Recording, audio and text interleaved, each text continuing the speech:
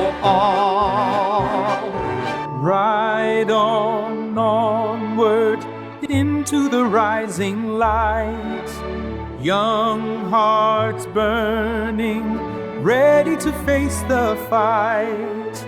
Storms may gather, shadows may bar the way, still we rise together, braver with each new day. The Three Musketeers. Chapter 1. Leaving Home. D'Artagnan did not come from a rich family. When it was his time to leave home and find his fortune in the world, his father only had a few things to give him. The first thing his father gave him was a strange yellow horse. That horse would cause D'Artagnan a lot of trouble in the future. The second thing his father gave him was a letter to Mr. Treville, his old friend. This letter would help D'Artagnan find work in Paris. Finally, the old man gave his son 15 gold pieces and this advice. "My son," he began, "you must now leave your family and go out into the world to find fortune and fame. In the world today, men become rich by using bravery and their skill with a sword. Take this letter to my old friend, Mr. Treville. He will help you. Listen to Mr. Treville's words and do what he says. Mr. Treville is a great example to follow. When he was your age, he left home for Paris to make his fortune. Now, he is a powerful and famous man. He is the captain of the Musketeers who guard our great king. Take this letter to him and ask him for work. Work hard and work with honor, my son." D'Artagnan took the letter and the gold pieces and went to see his mother. His mother loved her only son and would miss him greatly. But she did not show her tears. She told him to stay safe and gave him a bottle of medicine, which could heal all but death wounds. D'Artagnan kissed her goodbye and jumped on his yellow horse. On the first Monday of April, 1626, D'Artagnan arrived at the city of Meung. The people in the town watched him ride by on his strange horse. A few young women waved at him from their high windows. D'Artagnan was a tall and strong young man. His face was thin and brave, and his eyes were dark and deep. Though he was only 19, he was already quite handsome. D'Artagnan was from the town of Gascony. The men of Gascony are famous for being brave when faced with danger, and sometimes for having violent moods. He stared into the eyes of the people on the street fiercely. Eventually, he arrived at an inn and jumped down from his horse. He heard a loud sound of laughter. D'Artagnan turned quickly around on his feet and stared where he had heard the sound. There was a window open on the first floor. A man was sitting by the window. He looked about 30 years old, his eyes were sharp and black, and his skin was dark. D'Artagnan saw that the man had a large scar cut into his face above his black beard. There were 2 men sitting next to him. They were both quite large, and they were listening to the scarred man's words with great concentration. The stranger was staring at D'Artagnan's yellow horse. He then pointed at the horse, smiled, and said something that made his friends again laugh loudly. D'Artagnan was quickly filled with anger. He reached down and grasped the handle of his sword and moved towards the window. He pointed at the stranger. "You, sir," he loudly said, "tell me what you men are laughing at, and we can laugh together." "I was not speaking to you, sir," the man coldly replied. "But I was speaking to you," cried D'Artagnan. The stranger looked at him with small eyes. He then stood up and came out of the inn. "Your horse," he said, "must have been born a flower. Yellow flowers are quite common, but yellow certainly is a strange color for a horse." The man turned around again and moved a step back towards the inn. D'Artagnan pulled his sword out and yelled, "Turn around, funny sir, or will I have to strike you from behind?" The stranger turned around quickly and stared at the young man, feeling both surprised and angry. He exclaimed, "Strike me? You must be crazy." D'Artagnan became angrier at the man's words and jumped violently at the stranger with his sword. The stranger was fast with his sword and pulled it out before D'Artagnan could hit him. The stranger's friends rushed out of the inn, carrying bats and sticks. They jumped on D'Artagnan and attacked him from all sides at the same time. One of the stranger's servants hit D'Artagnan's sword and broke it into 2 pieces. Then a second man hit D'Artagnan on his head, and he fell to the ground, unconscious. The inn owner looked down at D'Artagnan's body and asked the stranger what to do with him. "Take him inside and cure his wounds," the stranger said coldly. "When he wakes up, put him on his yellow horse and tell him to go back to where he came from." The inn owner raised his hand up, and 2 of his servants came over and carried D'Artagnan inside. The stranger went back inside and sat back down with his friends. A bit later, the inn owner returned and asked the stranger if he had been hurt. The stranger smiled. "Not at all," he said. "Is the crazy young man awake yet?" "He awoke for just a moment before," replied the inn owner. "He said, 'I will tell Mr. Treville of this insult to his old friend's son.' Then the young man fell unconscious again." "Treville?" the stranger said quietly. "I searched his pockets," said the inn owner. "There was a letter in one of them to Mr. Treville in Paris." "Did you take the letter out of his coat?" "No, I put it back into his pocket. Not my affair, really. His coat is in the kitchen. If this crazy young man annoys you, I can—" "He annoys me greatly. Now, prepare my horse at once." The inn owner quickly left the room. The stranger said quietly to himself, "I am curious to know what is written in this letter to Treville." He stood up and walked quietly into the kitchen. D'Artagnan's coat was lying on a chair. The stranger grasped the letter and again stepped quickly out of the room. Chapter 2. The Missing Letter.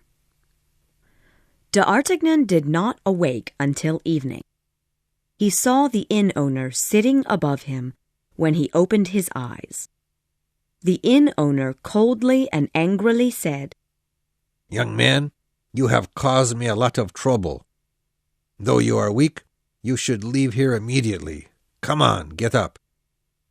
His head still hurting and not yet awake, D'Artagnan stood up and walked down the inn stairs. He forgot to get his coat or even put on his boots. He looked out of the window on the first floor and saw the stranger standing beside a carriage and talking to a woman inside. He called the woman My Lady.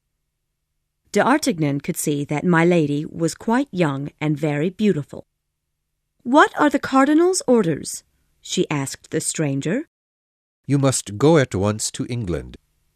The stranger replied, and send a letter to the Cardinal as soon as the Duke leaves London." "Is there anything else?" asked my lady. "The rest of your instructions are in this box. Do not open it until you arrive safely in England. I shall now return to Paris." "What? What about punishing that rude boy from Gascony?"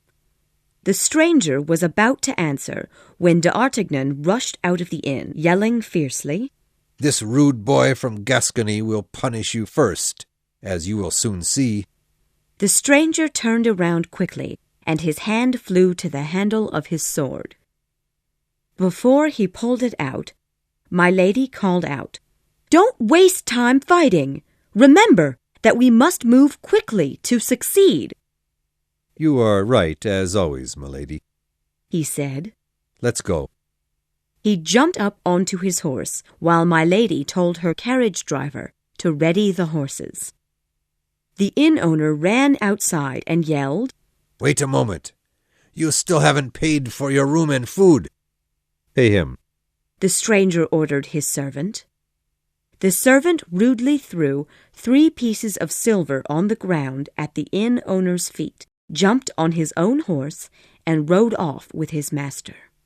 "You are a coward," yelled D'Artagnan, running after the stranger, but his head became dizzy and he fell down to his knees.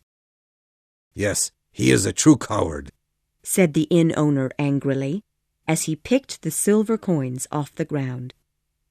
D'Artagnan then said quietly, "Though he was truly a coward, the lady was truly beautiful." "Who?" asked the landlord. "Milady, the woman in the carriage," D'Artagnan said weakly, and again fell unconscious on the ground.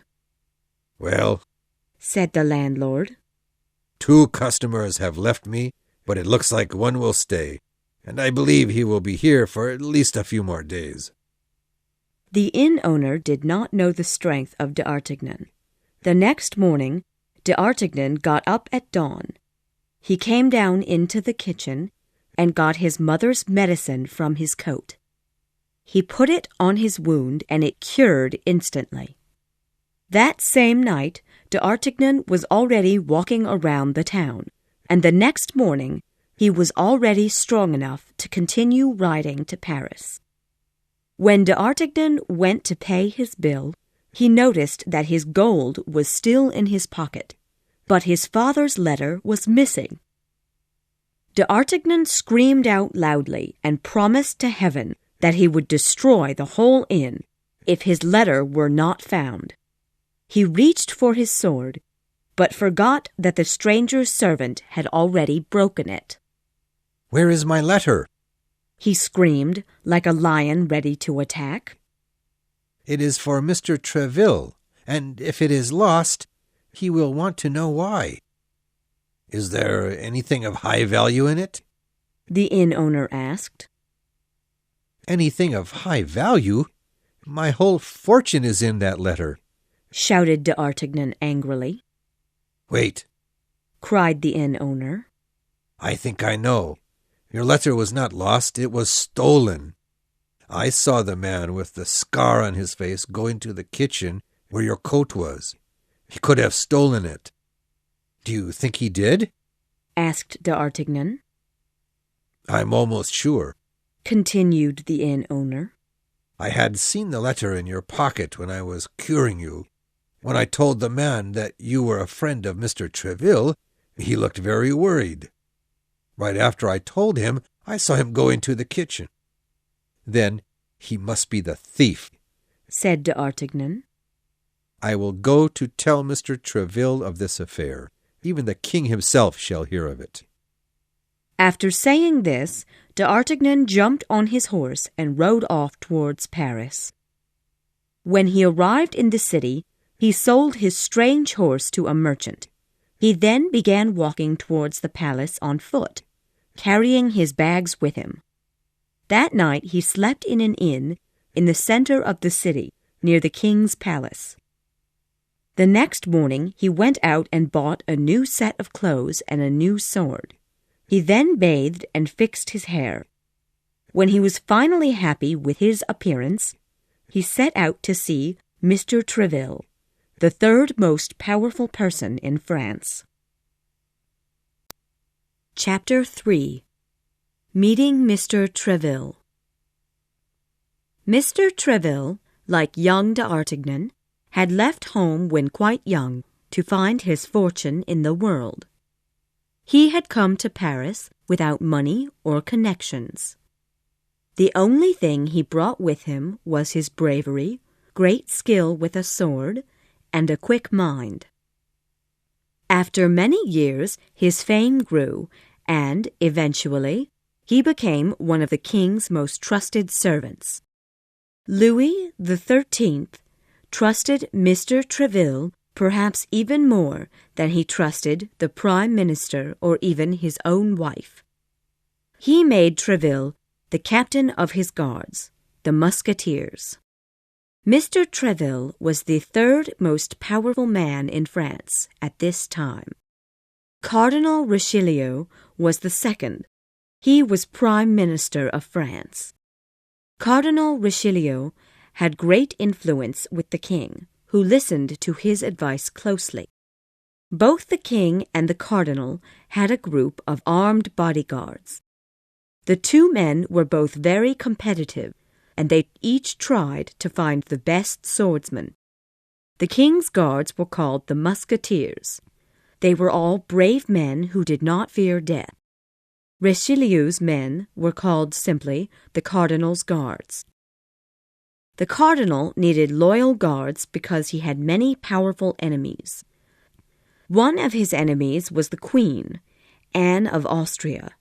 She feared the Cardinal's power and his influence over her husband, the king. The second was Mr. Treville.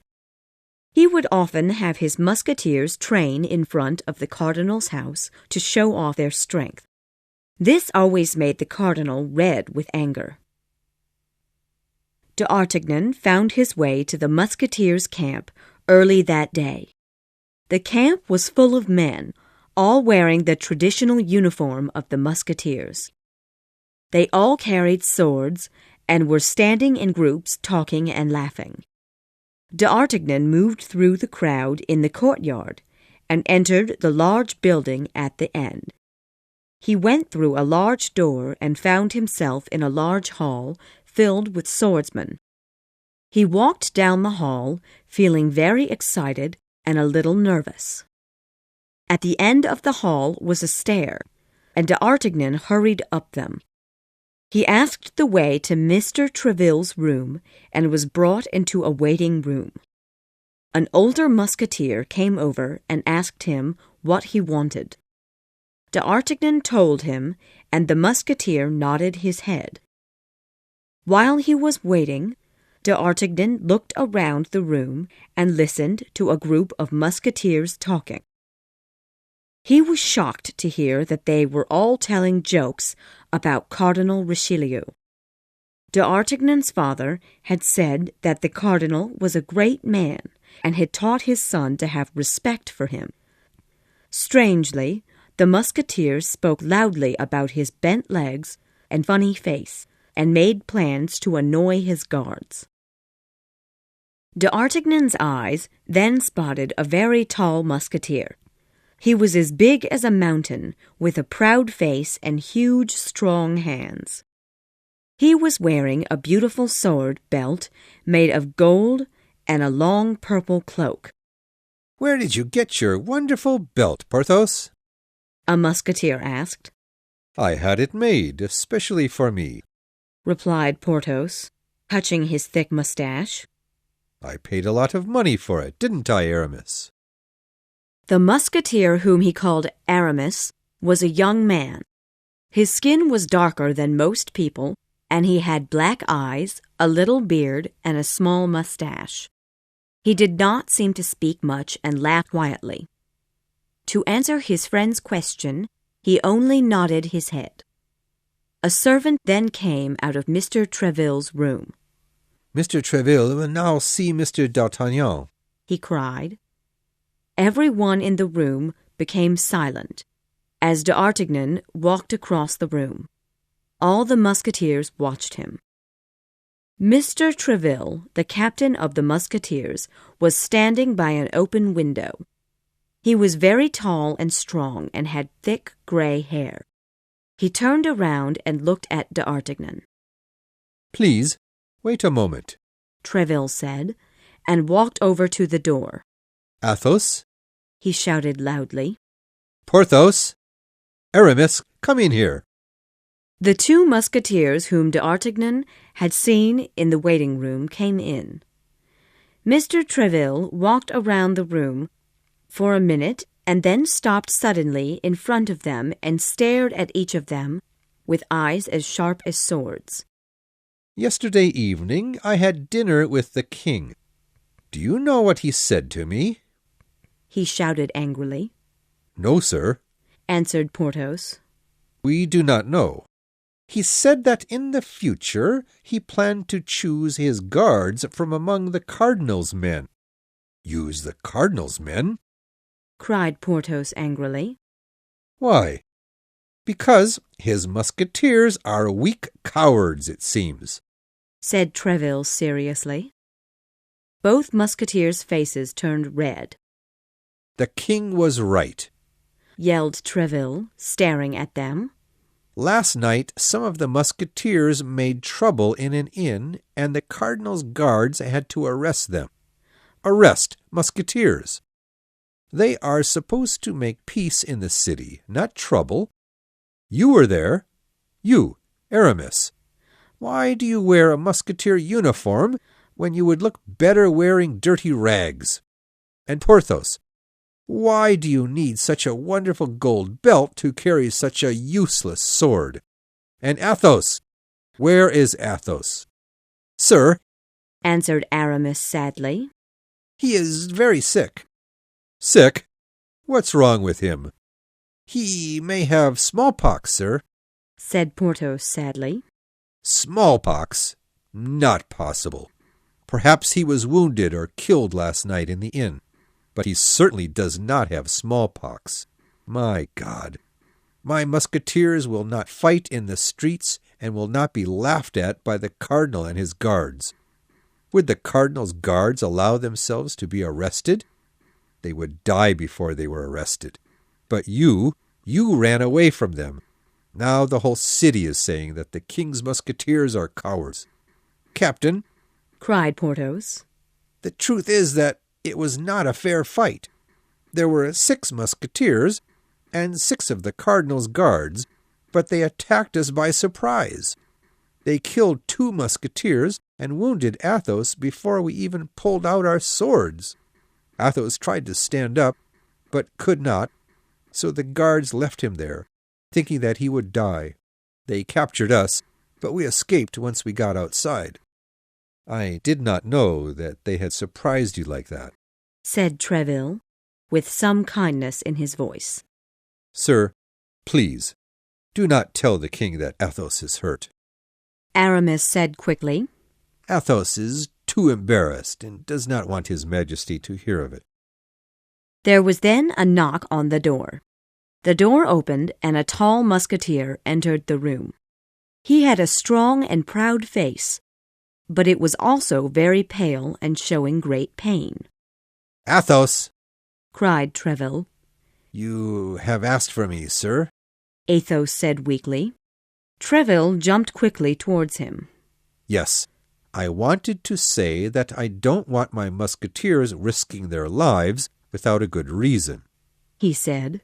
"You are a brave man, Athos, and you are important to the king, who knows that his musketeers are the bravest men in France. Give me your hand, Athos." Mr. Treville held the musketeer's hand tightly. Athos became even whiter and fell to the floor unconscious. "Get a doctor, quickly," cried Treville.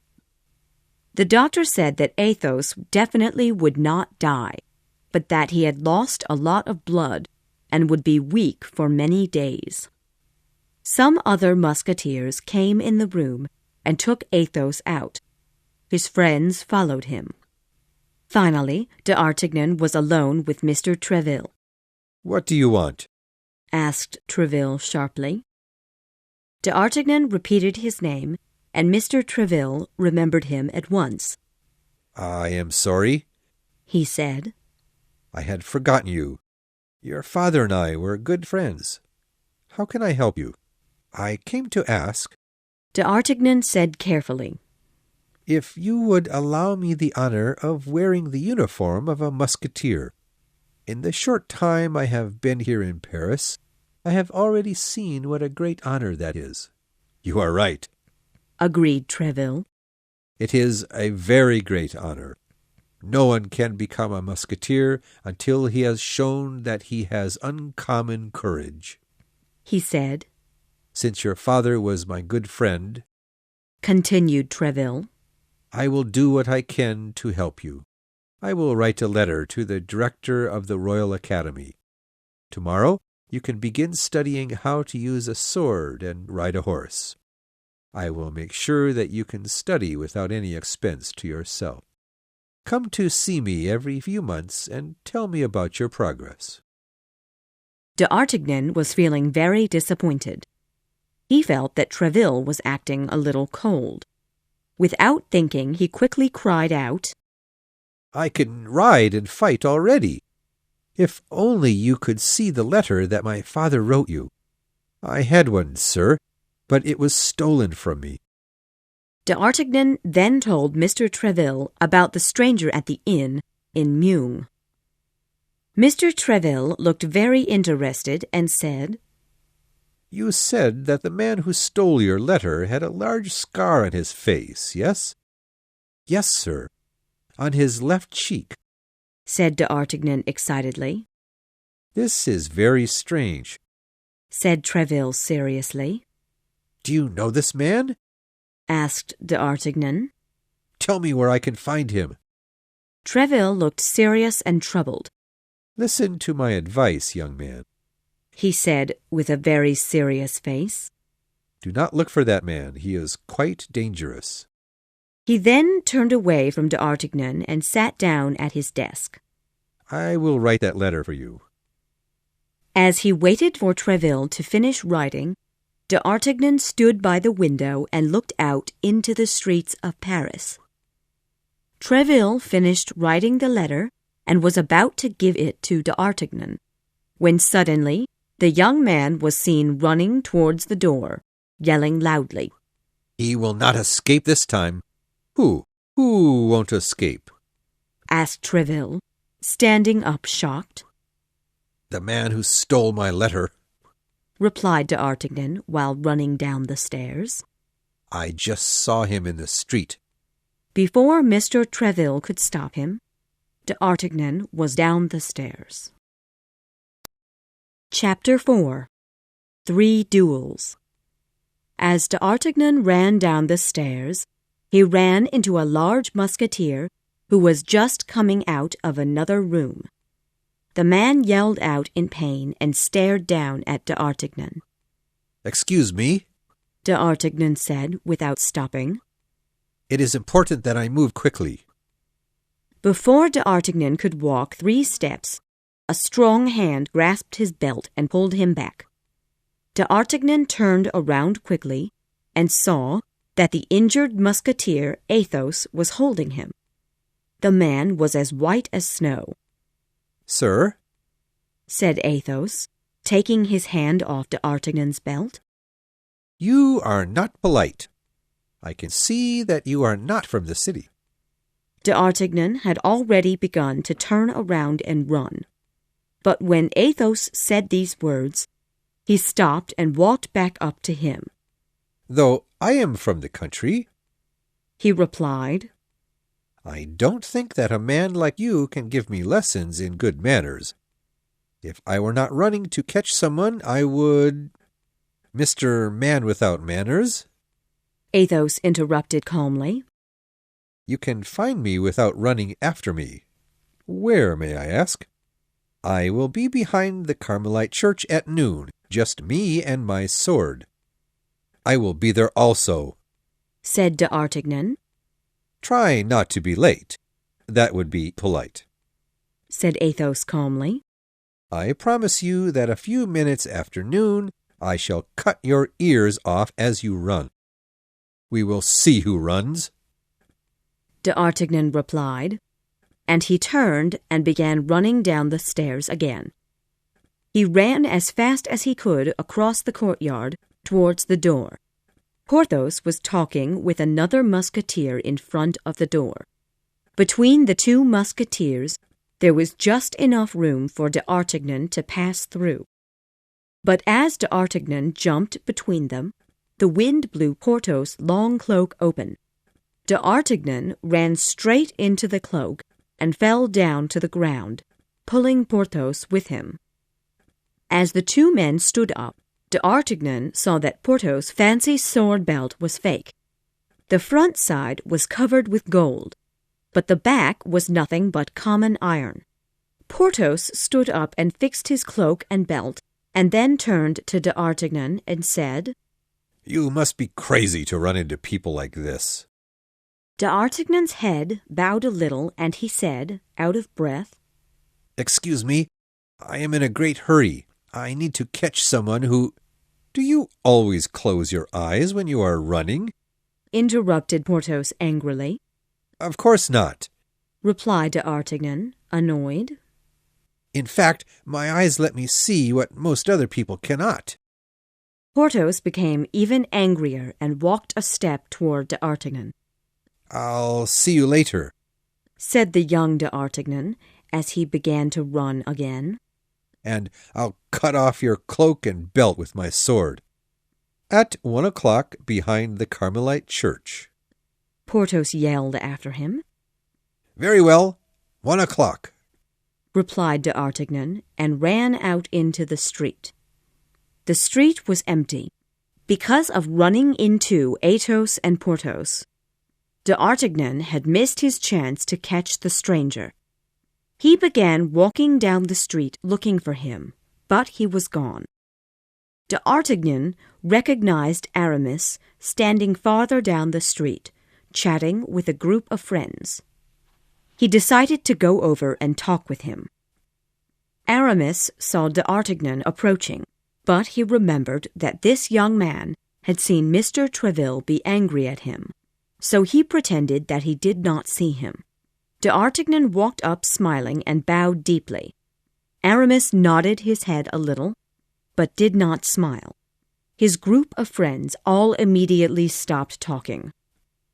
D'Artagnan realized quickly that they did not want to talk with him.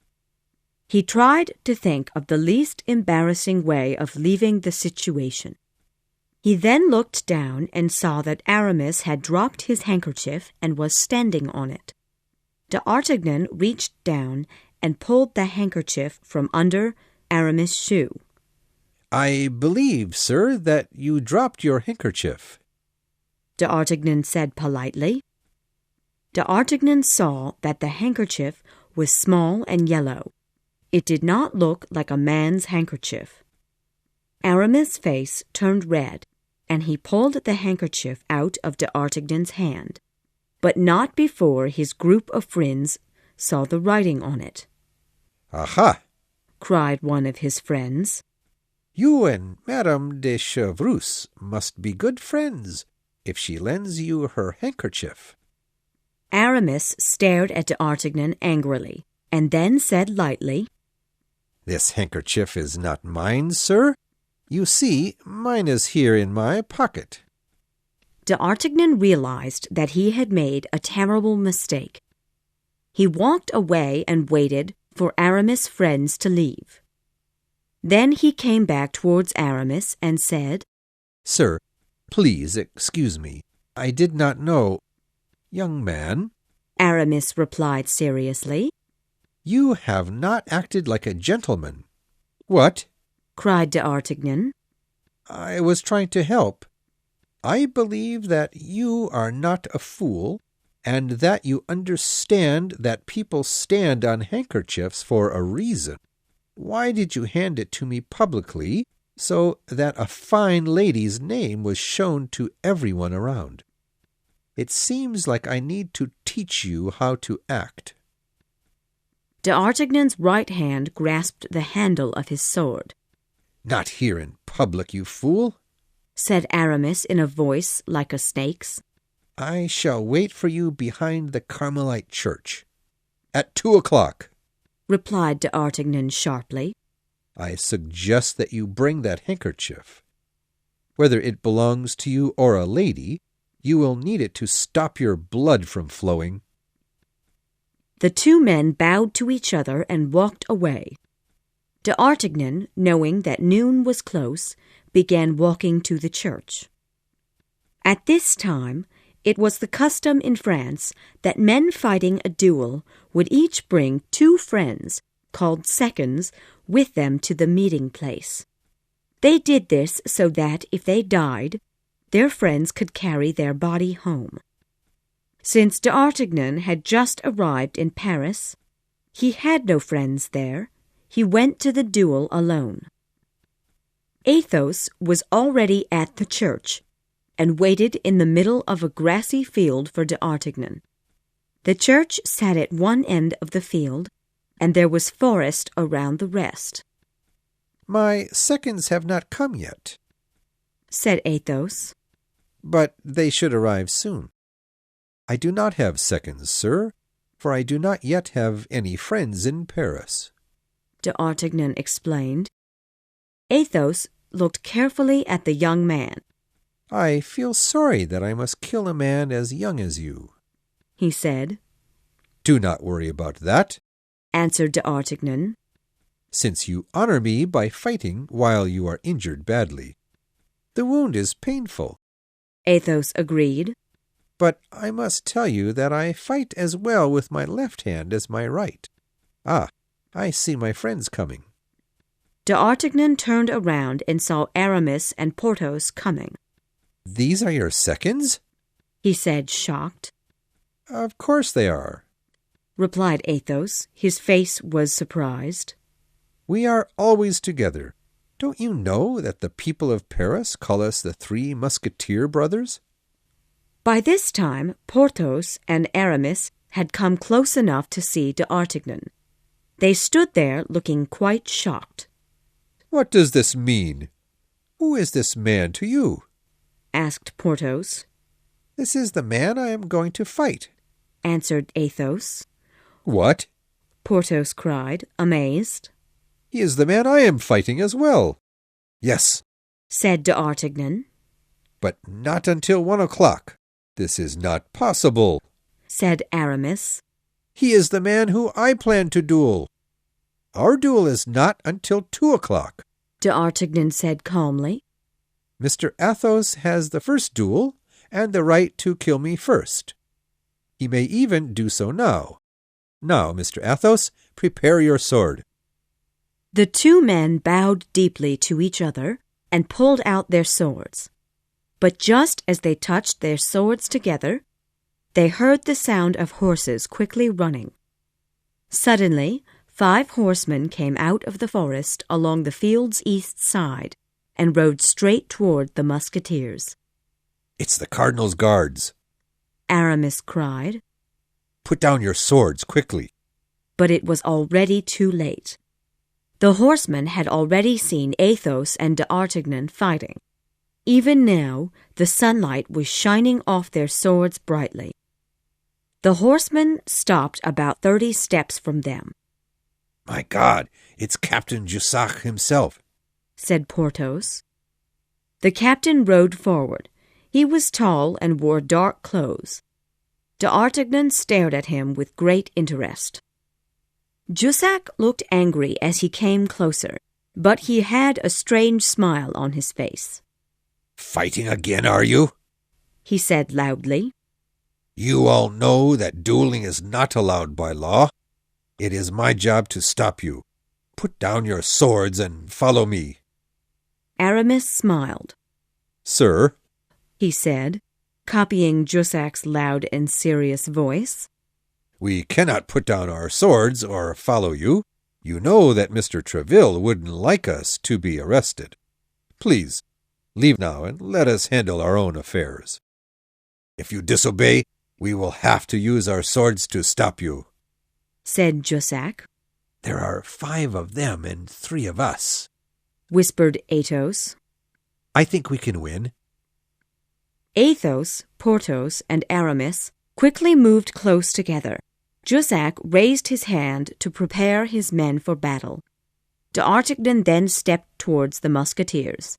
Gentlemen, He said with a smile, we are not 3, but 4. You are not one of us. said Porthos. I may not have the uniform of a musketeer, Replied D'Artagnan. but I have the heart and spirit of one. You are a brave man. Athos said as he grasped D'Artagnan's hand. What is your name, sir? It's D'Artagnan, sir. Well, then, Athos, Porthos, Aramis, and D'Artagnan. Attack! Cried Athos. Immediately they each pulled out their swords. The 4 swords shined bright in the sunlight. Jussac and his men jumped down from their horses and drew their swords. For a moment they stood staring at D'Artagnan and the Musketeers. Then they ran at them with loud, violent yells. 2 men attacked Aramis at once, while D'Artagnan jumped forward to fight Jussac. D'Artagnan fought like a tiger, jumping at the older man on all sides and making quick stabs with his sword. Jussac was a very experienced swordsman, but he quickly found that it took all his skill to defend himself against D'Artagnan's attack. He was used to men who fought with traditional sword styles, but D'Artagnan's method seemed to disobey all of the rules. As Jussac became tired, he made one great jump and aimed a terrible stab at D'Artagnan's heart. D'Artagnan blocked his attack and, while Jussac was recovering, pulled a knife out from his belt and pushed it through his enemy's body. He fell to the ground heavily, with a loud yell of pain. D'Artagnan quickly turned around and looked around the field with worry. He saw that Aramis had killed one of the 2 guards who attacked him and was still fighting with the second. Porthos had stabbed his enemy in the leg and, in return, had been stabbed in his arm. Neither wound was serious, and the 2 fought even harder. The wounded Athos was fighting bravely, but his face was very pale and he was weak. D'Artagnan jumped to help him, yelling to the Cardinal's guard, Face towards me, Sir Guard, or I will have to kill you. The guard quickly turned around to fight D'Artagnan, and at that very moment Athos fell down onto one knee. Do not kill that man, D'Artagnan. Athos asked. He is the one who wounded me before, and I wish to kill him myself. Just take away his sword. D'Artagnan easily hit the sword out of the guard's hand. Good work, Athos said when he saw the man's sword fly out of his hand. The guard immediately ran over to the guard whom Aramis had killed, grasped his sword, and ran back towards D'Artagnan. On his way back, he met Athos, who had again stood up and wished to continue fighting. The guard jumped at Athos, believing that he was weak and easy to defeat. With one quick movement of his arm, Athos lifted his sword and pushed it through the guard's neck. Just at that moment, Aramis hit the sword away from his enemy and pushed him down on the ground. He held his sword to the guard's throat and made him beg for mercy. Now only Porthos was still fighting. His enemy seemed to be a very skilled swordsman, perhaps as skilled as Porthos himself. Before they could finish their fight, the wounded Jussac told the guard to stop. The man quickly jumped back, broke his sword into 2 pieces over his knee so that he would not have to give it to Porthos. He then threw the pieces over the church wall and stood staring at Porthos and the other musketeers. The musketeers always respected bravery, even in their enemies. They bowed to him, then they all helped him to carry the wounded and dead guards to the church, and then began walking back to the base of the musketeers. The 4 men walked together arm in arm, and each time they saw a musketeer, they took him in also. Soon the whole street was filled with musketeers, so, in the end, their walk became a walk of victory. D'Artagnan walked between Athos and Porthos in the front of the group, and his heart almost exploded with joy. Chapter 5. Meeting the King. News in Paris traveled quickly, and soon everyone was talking about the fight between the Musketeers and the Cardinal's guards. Mr. Treville scolded Athos, Porthos, and Aramis in public, but in private he praised and congratulated them. He decided that he should hurry to the palace to tell the king of the battle before the cardinal did. When he arrived at the palace, he found the king winning at cards. He was clearly in a very good mood. "Come over here, Captain Treville," the king called.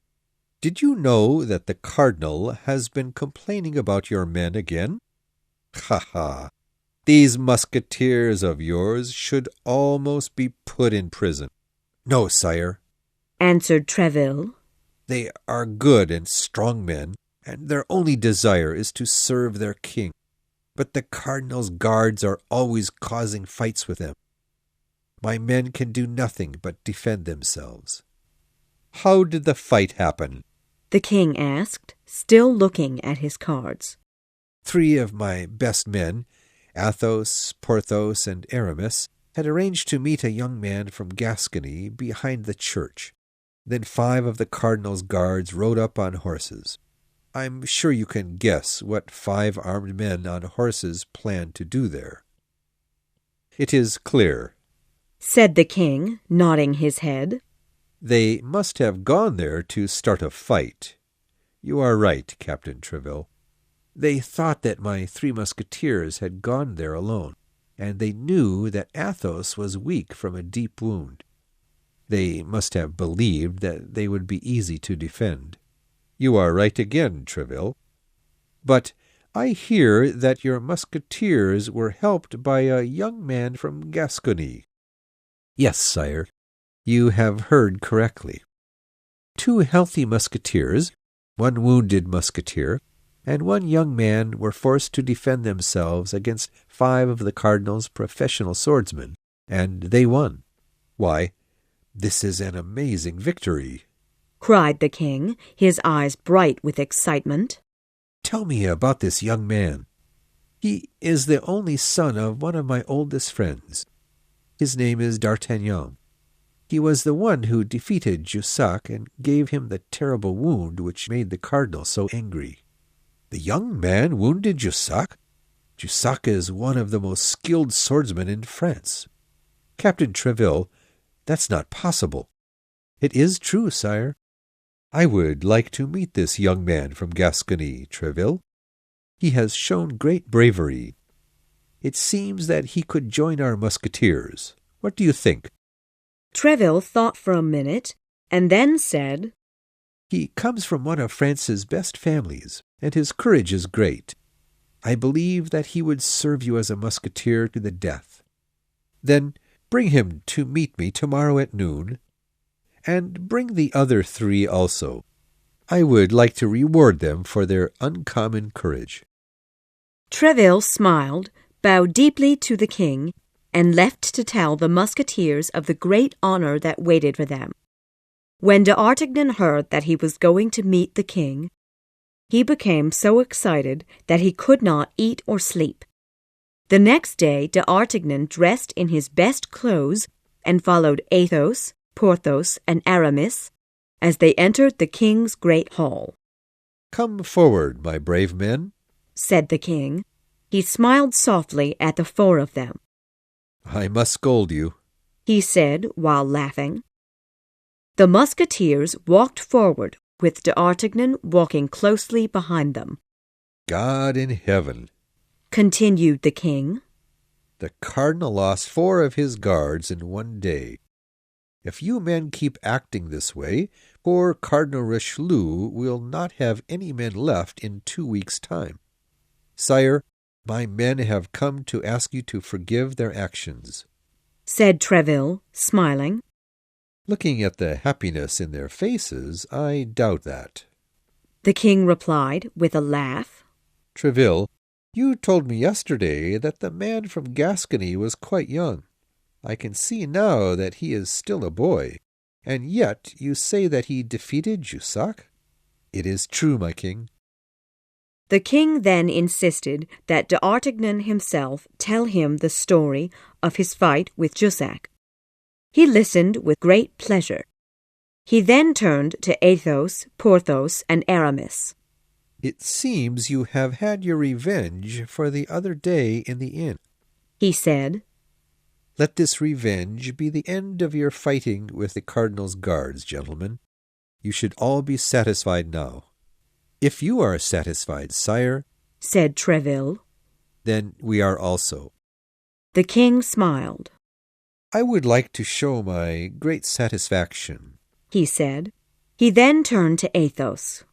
Tell me, he began, do you and your friends still plan to fight with Mr. d'Artagnan?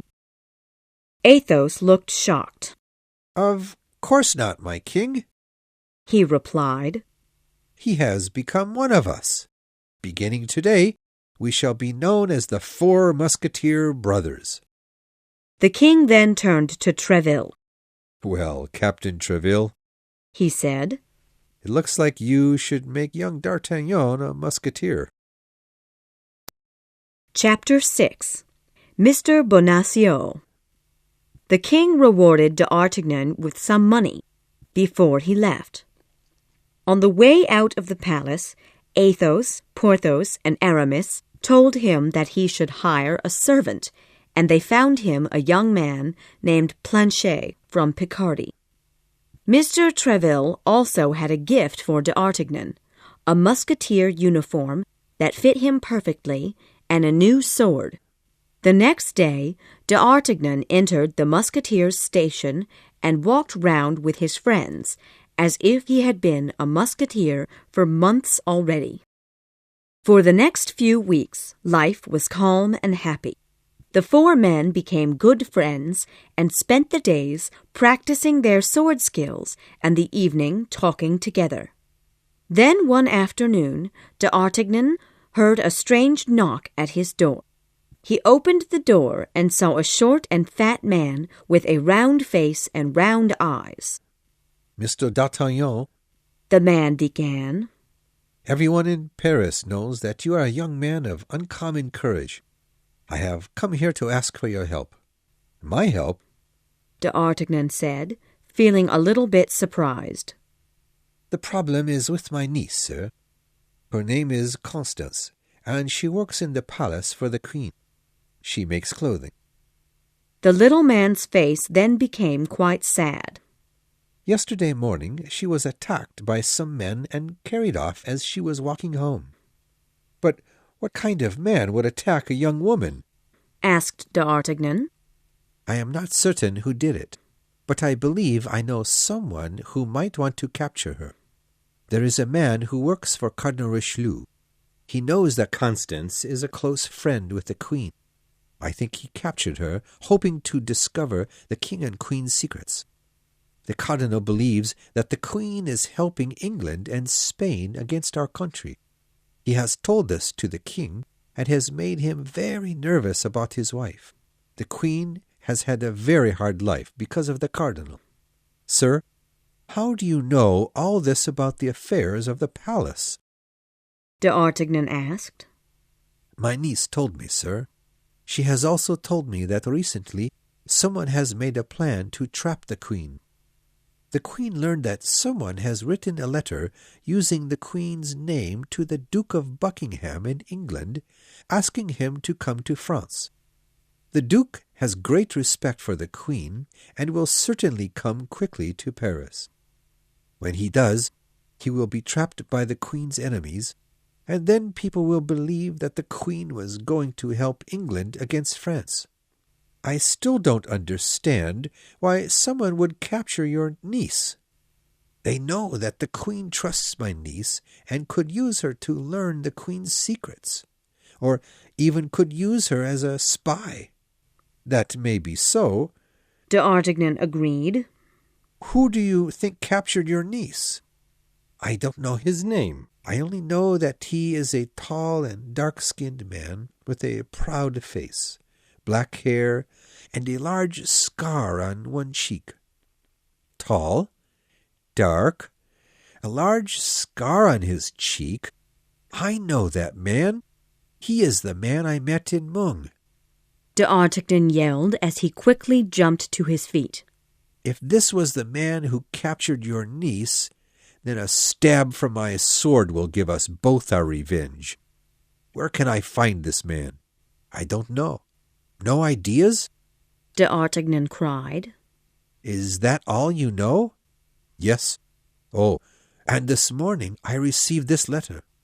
He pulled a letter from his pocket and handed it to D'Artagnan. Only 2 sentences were written on the letter. Do not try and find your niece. If you do, we will kill her and you also. This letter was only written to scare you.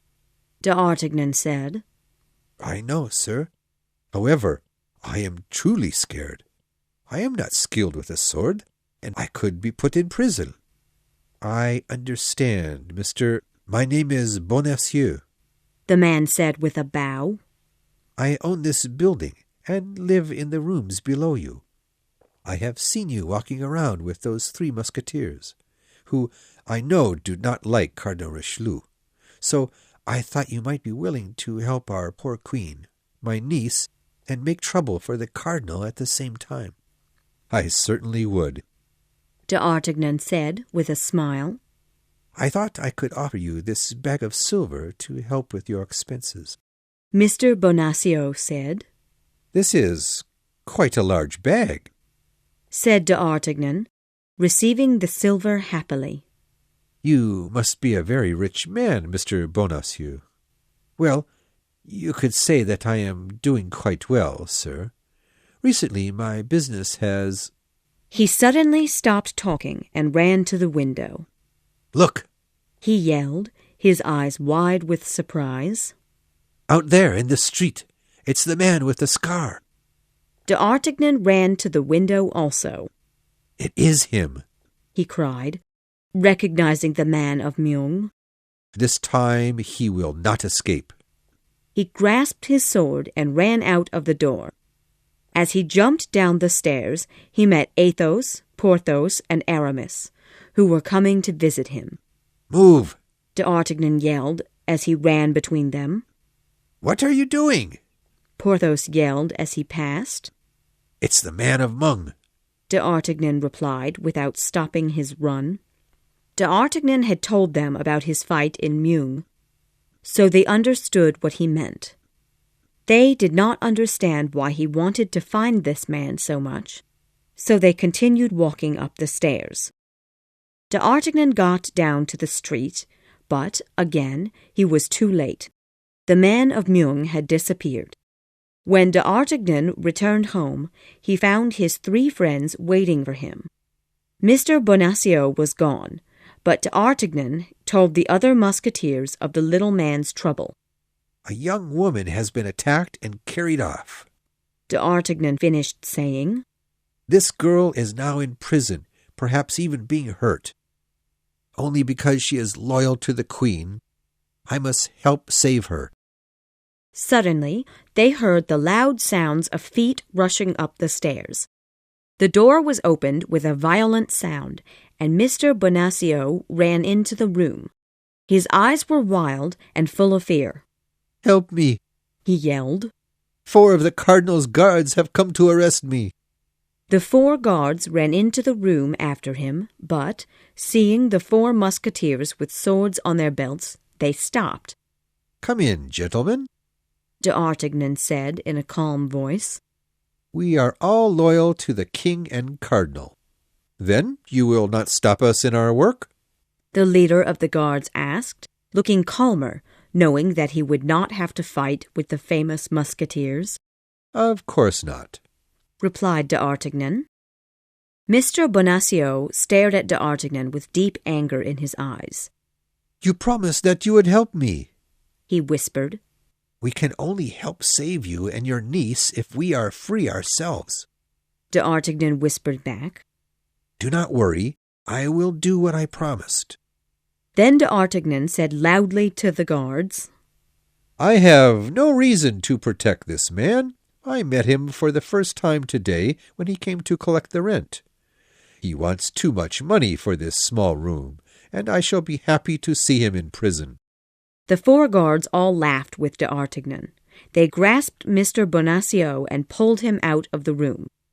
Why didn't you defend him? Porthos cried. How could you let a man who has asked for our help to be arrested? Aramis, do you agree with D'Artagnan? Yes, I definitely do. Aramis replied, and Porthos looked shocked. Listen, friends, said D'Artagnan without explaining his actions to Porthos. All for one and one for all. This is what we always say, is it not? Soon after the guards had arrested Mr. Bonacieux, they moved into his rooms below D'Artagnan's. They made his rooms into a trap. Each time someone would knock on the door, the guards would open it and then close and lock it behind them. All the people who came to see Mr. Bonacieux were kept prisoner until they had told the guards everything that they knew about Bonacieux and his niece. Luckily, D'Artagnan could still come in and out since his room had a separate door and hall. For the next few days, D'Artagnan did not leave his room. He watched out of his window to see what visitors came and left. He also pulled out a piece of wood from his floor, so that he could listen to the conversations between Cardinal's guards and their prisoners below. 3 days after the guards had arrested Bonacieux, D'Artagnan heard a loud knocking at the street door. The door was quickly opened and shut again. Someone was caught. D'Artagnan ran over to his hole in the floor and listened. He could hear the sounds of people struggling. Then a woman's voice cried out, "This is my uncle's home. I am Constance Bonacieux, and I work in the palace for the Queen." D'Artagnan jumped to his feet when he heard this. He called to his servant Planchet. "Run, quickly," he said. "Go and find Athos, Porthos, and Aramis. Tell them to come here as quickly as possible. I am going to go down to Mr. Bonacieux's house below. I will be caught in the trap, but I will make the guards regret it." A minute later, D'Artagnan knocked at the street door. The door was opened, and D'Artagnan ran in with his sword in hand into the room. One of the guards reached for his sword, but D'Artagnan stabbed him through the shoulder before he could pull it out.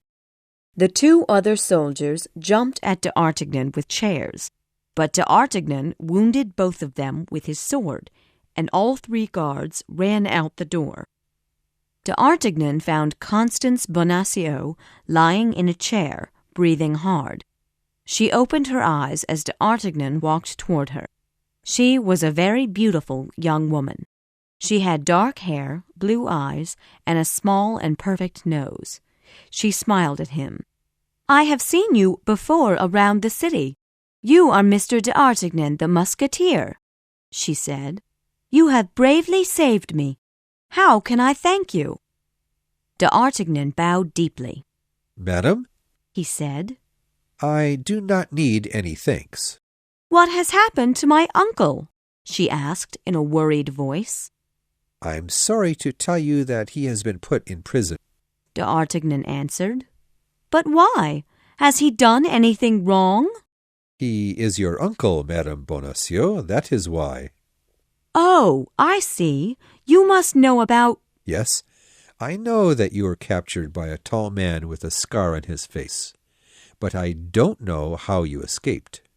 "I was put in a room on the 3rd floor of a building not very far from the palace.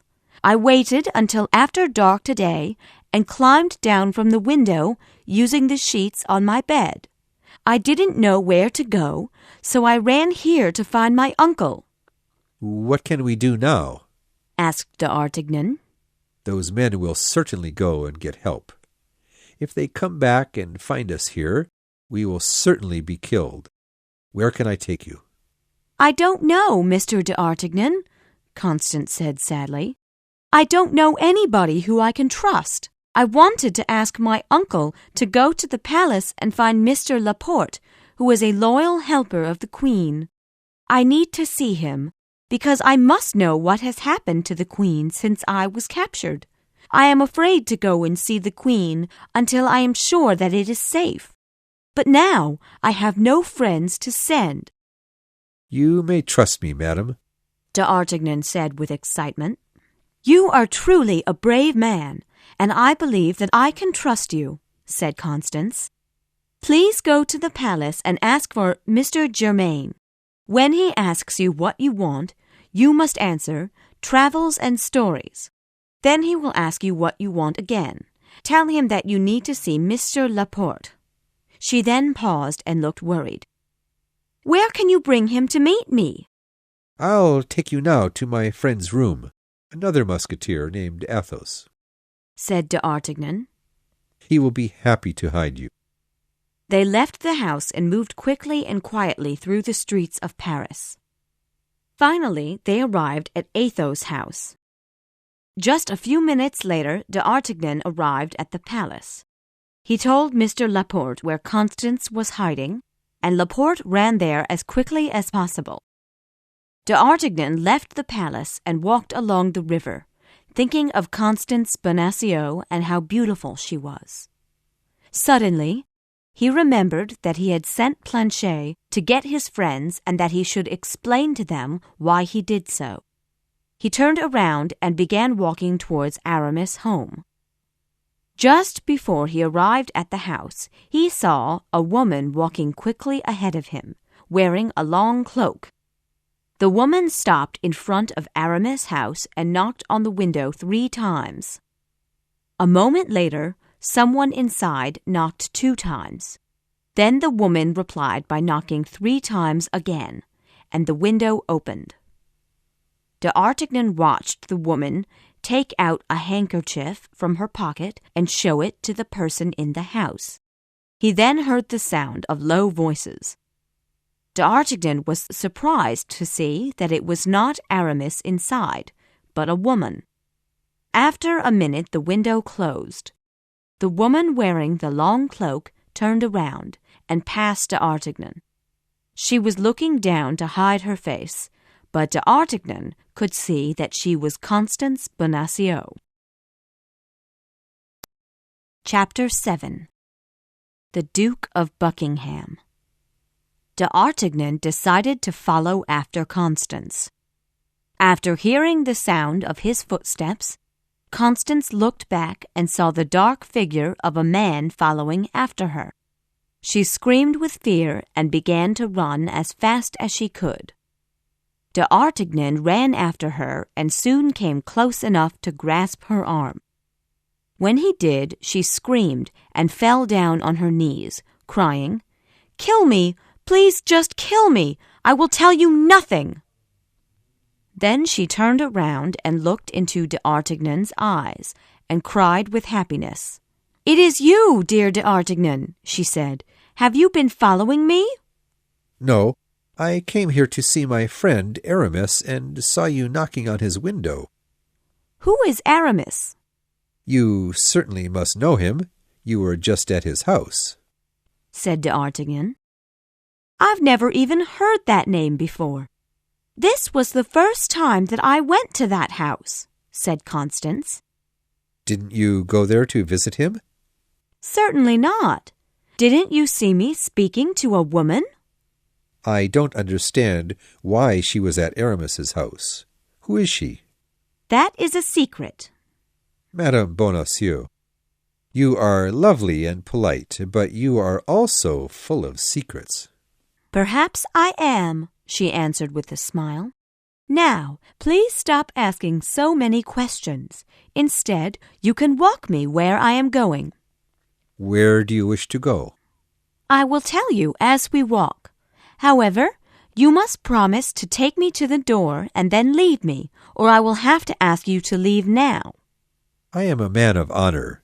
You have my promise. Please, take my arm and we will go. They walked for a while to a narrow street where Constance seemed to recognize a small wood door and stop in front of it. "Thank you for all your help, Mr. d'Artagnan," she said.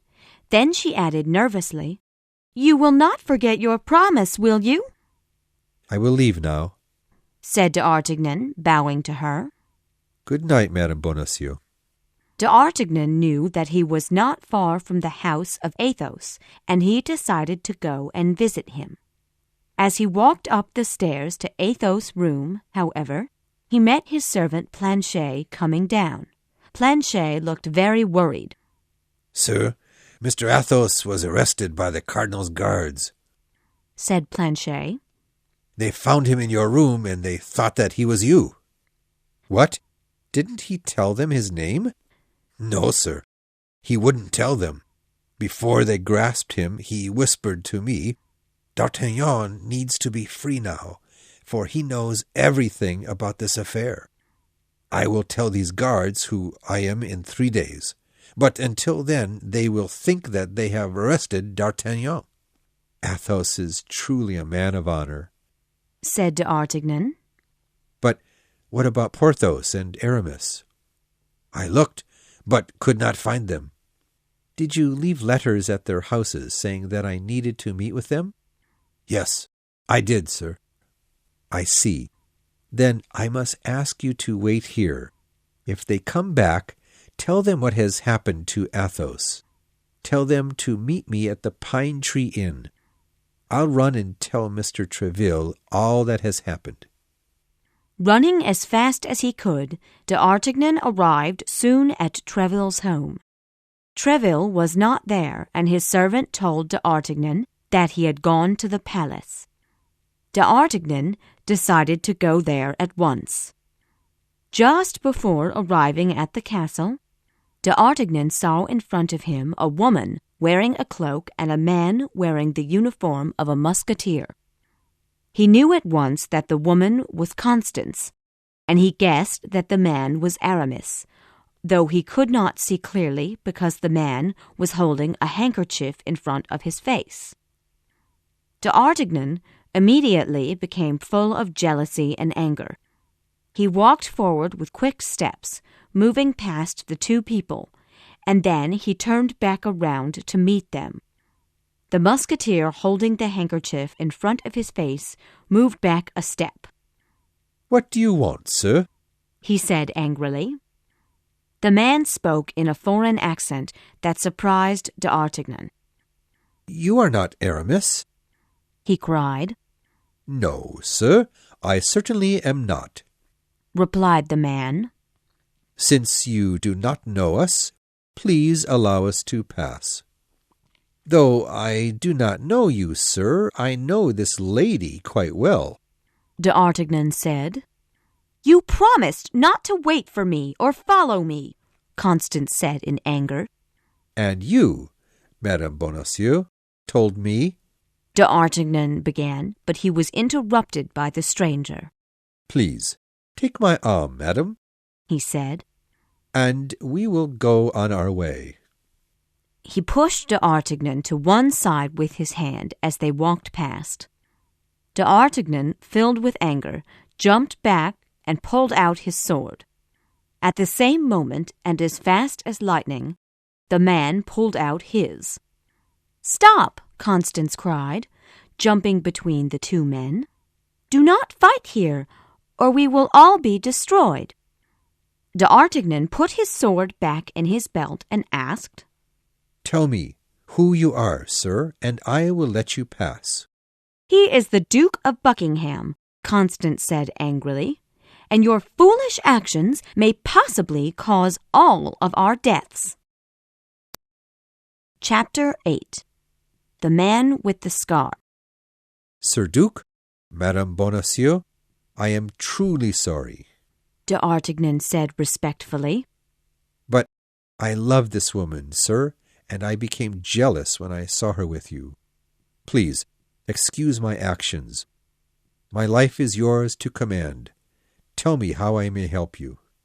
The Duke of Buckingham smiled and reached out his hand to D'Artagnan. I can see that you are a brave young man, and I accept your help," he said.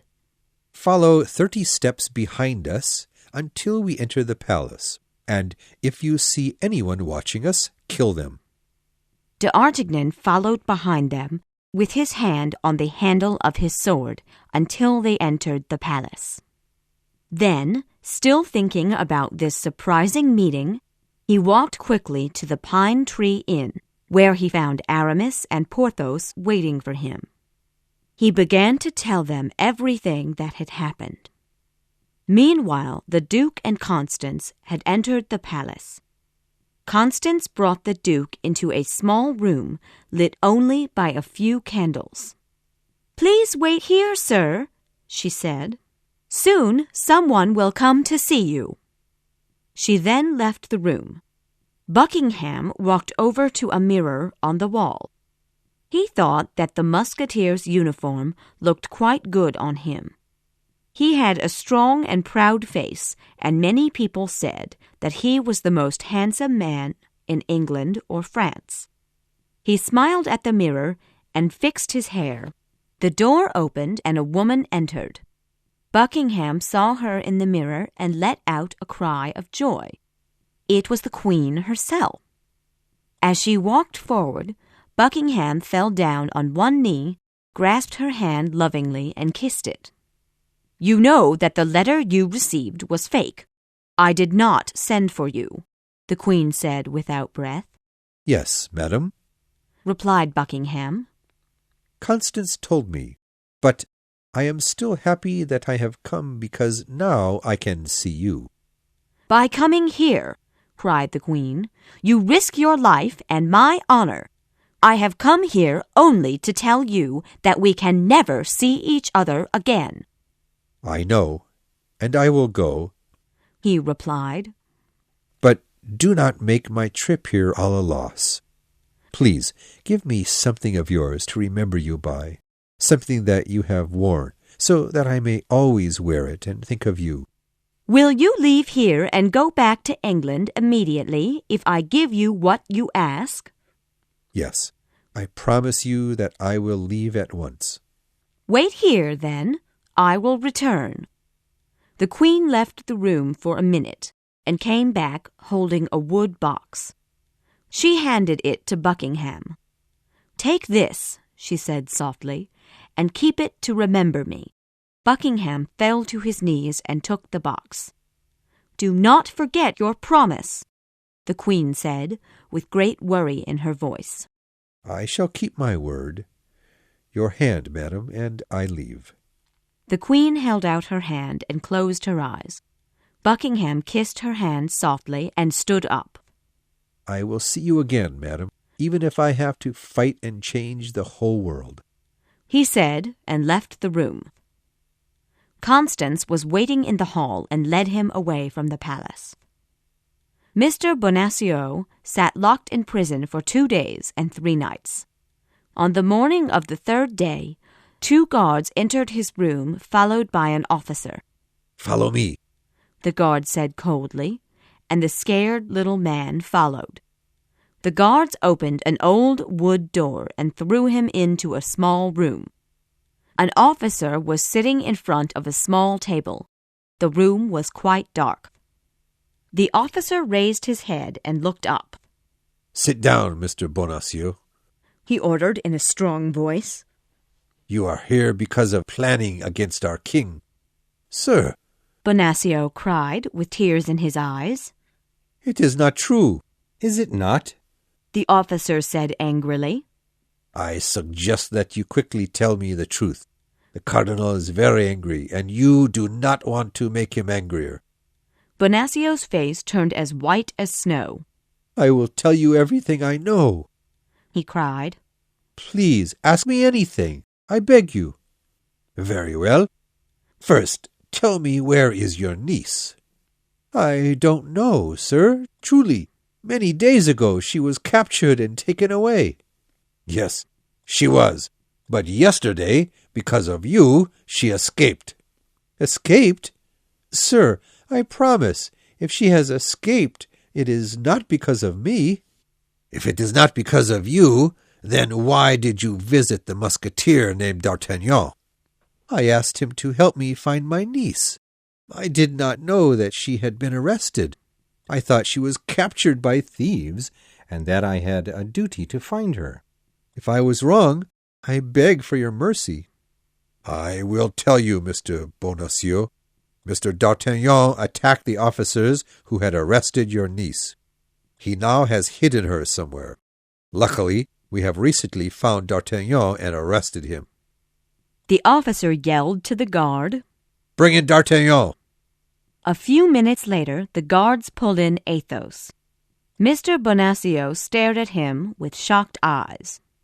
This is not Mr. D'Artagnan, he yelled out. This man does not look anything like him. The officer looked at Athos. Your name? He asked seriously. Athos. But before you said it was D'Artagnan, he said angrily. I certainly did not. An officer said to me, You are Mr. D'Artagnan. And I answered, You think so? Then your guards said that they were sure that I was D'Artagnan, so I could not argue. You are free to leave then, mister, said the policeman. As Athos walked from the room, the officer turned toward the guards and said angrily, Take Mr. Bonacieux back to his room and find the real D'Artagnan. The guards locked Bonacieux in his prison room again. He waited there until about 9 in the evening, when he heard steps in his hall. The door opened and the guards came in again. Follow me, said an officer who came in after the guards. Bonacieux was led to a carriage and was driven for almost an hour through the streets of Paris until the carriage stopped before a large door. 2 guards took Bonacieux, now completely pale with fear, up some stairs and into a room filled with maps and books. There was a fire in the room, and a man stood in front of it. He was of middle height and had a thin face with a grey beard and moustache and very powerful eyes. Is this Mr. Bonacieux? He asked. Yes, sir, replied the officer at Bonacieux's side. Very good. You may leave us now. The officer and guards left. Mr. Bonacieux, you have planned against our king with your niece and the Duke of Buckingham. Sir, I promise you that I do not know anything about it, cried Bonacieux. My niece has spoken of the Duke before, but what did she say about him? Interrupted the man. She told me that Cardinal Richelieu had tricked the Duke of Buckingham into coming to France, so that he could destroy him and the Queen. Do you know who captured your niece? No, sir, but I have some ideas. Did you know that your niece has escaped?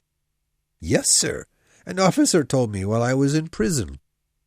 The man stood there silent for a moment. He then hit a silver bell and the officer entered. Tell Mr. Rochefort to come here immediately, the man said. Yes, Cardinal, the policeman said while bowing. Cardinal? Bonacieux thought with a sad heart. Now I am in big trouble. A moment later the door opened and a tall, dark man with a large scar on his cheek came in. That's him, Bonacieux cried excitedly. That man carried away my niece. The cardinal hit his bell again.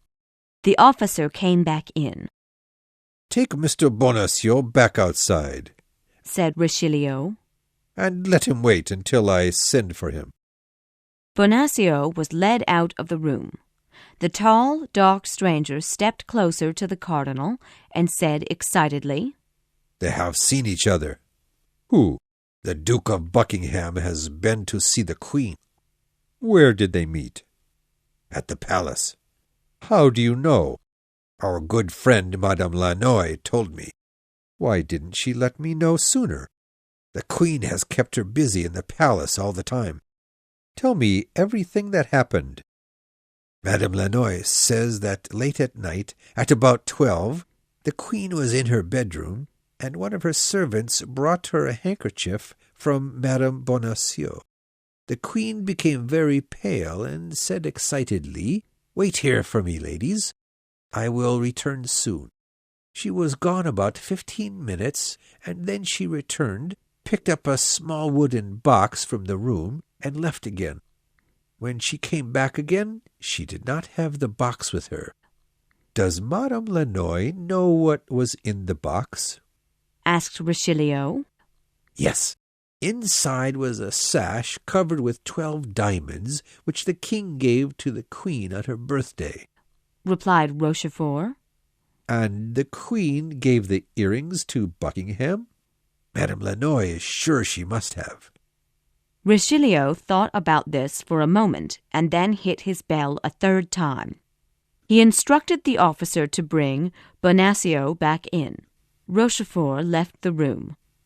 "You have lied to me," the cardinal said seriously. "No, sir. Cried Bonacieux, looking shocked. I have told you everything I know. Your niece escaped and went to meet the Duke of Buckingham. Oh, yes, certainly the great cardinal is right," Bonacieux cried. "But I was too stupid to know the truth. You are truly the great cardinal, who knows everything that happens in France." The cardinal's lips smiled a strange smile. He stood up and reached out his hand calmly to Bonacieux. "I was wrong about you, my friend Bonacieux," he said simply. "I see now that you are a good man. It is an honor to touch the hand of such a great man," cried Bonacieux. "The great man has even called me his friend." "Yes, you are my friend indeed," the cardinal said. "And since you were hurt and arrested wrongly, I would be happy if you will accept this bag of gold. Great cardinal, I will leave here very honored. Goodbye, then, Mr. Bonacieux. I hope that we will meet again. I am your willing servant, Cardinal. Goodbye for now, Mr. Bonacieux." Bonacieux bowed deeply and walked out backwards, facing Richelieu and yelling, "Long life to the cardinal!" A half an hour passed, and then Rochefort returned. "We are too late," he said. "The Duke of Buckingham has already left France. He must have returned to London. He must be found," said the cardinal. "Send this letter to England at once." He sat down and quickly wrote a note. "Milady, go to the next party that the Duke of Buckingham attends. He will wear a sash with 12 diamonds. Get close to the Duke and cut 2 of the diamonds off his sash. Write to me as soon as you have gotten these diamonds." Chapter 9. Making the Trap. A week later, the cardinal received a letter. "I have the diamonds, but I do not have enough money to leave London. Send me 500 gold pieces. Once I receive the money, I shall immediately come to Paris. My Lady." The cardinal sent my lady the money and then went at once to see the king. He talked for a while about some money affairs and then, a little carefully, said, "My king, perhaps the Queen would be pleased if you had a party in her honor. You know how much she enjoys dancing." "A dancing party?" said the king, quite surprised at the cardinal's suggestion. "But I hate dancing." "Then, my king, I believe the Queen will be even more pleased if you arrange one especially for her. A party will give her an opportunity to wear that beautiful diamond sash which you gave her for her birthday. Perhaps it is a good idea," said the king. "When should we have this party?" The cardinal thought silently for a moment and said, "The 3rd of October, I think, my king, would be an excellent day." "Very well," said the king. "I will go and see the Queen at once." The Queen was sitting alone in her room, and the King told her about the plan for the party. "What a wonderful idea, my King," she began. "I do truly love dancing." "During the evening of this party," he said, "I wish you to wear the diamond sash I gave you on your birthday." The Queen became pale and looked at her husband with great fear in her eyes. The King saw this, but did not understand why. "When is the party?" asked the Queen. "Soon, my love, I will ask Cardinal Richelieu." "Oh, it was the Cardinal, then, who wanted me to wear my diamond sash to the party?" "Yes, the Cardinal had suggested it." The King then left the room. She fell onto her bed, put her head down on her pillow, and began to cry.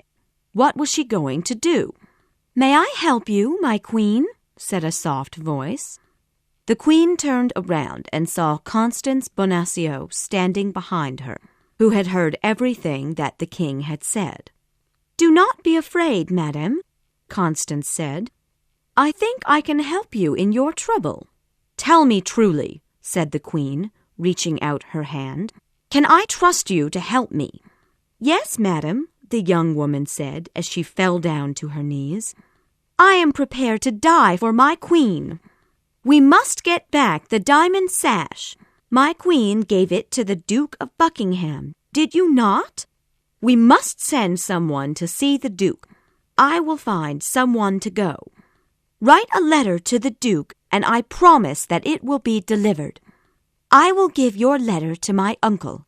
He often travels on business, and no one would think that he would be carrying a letter of his Queen.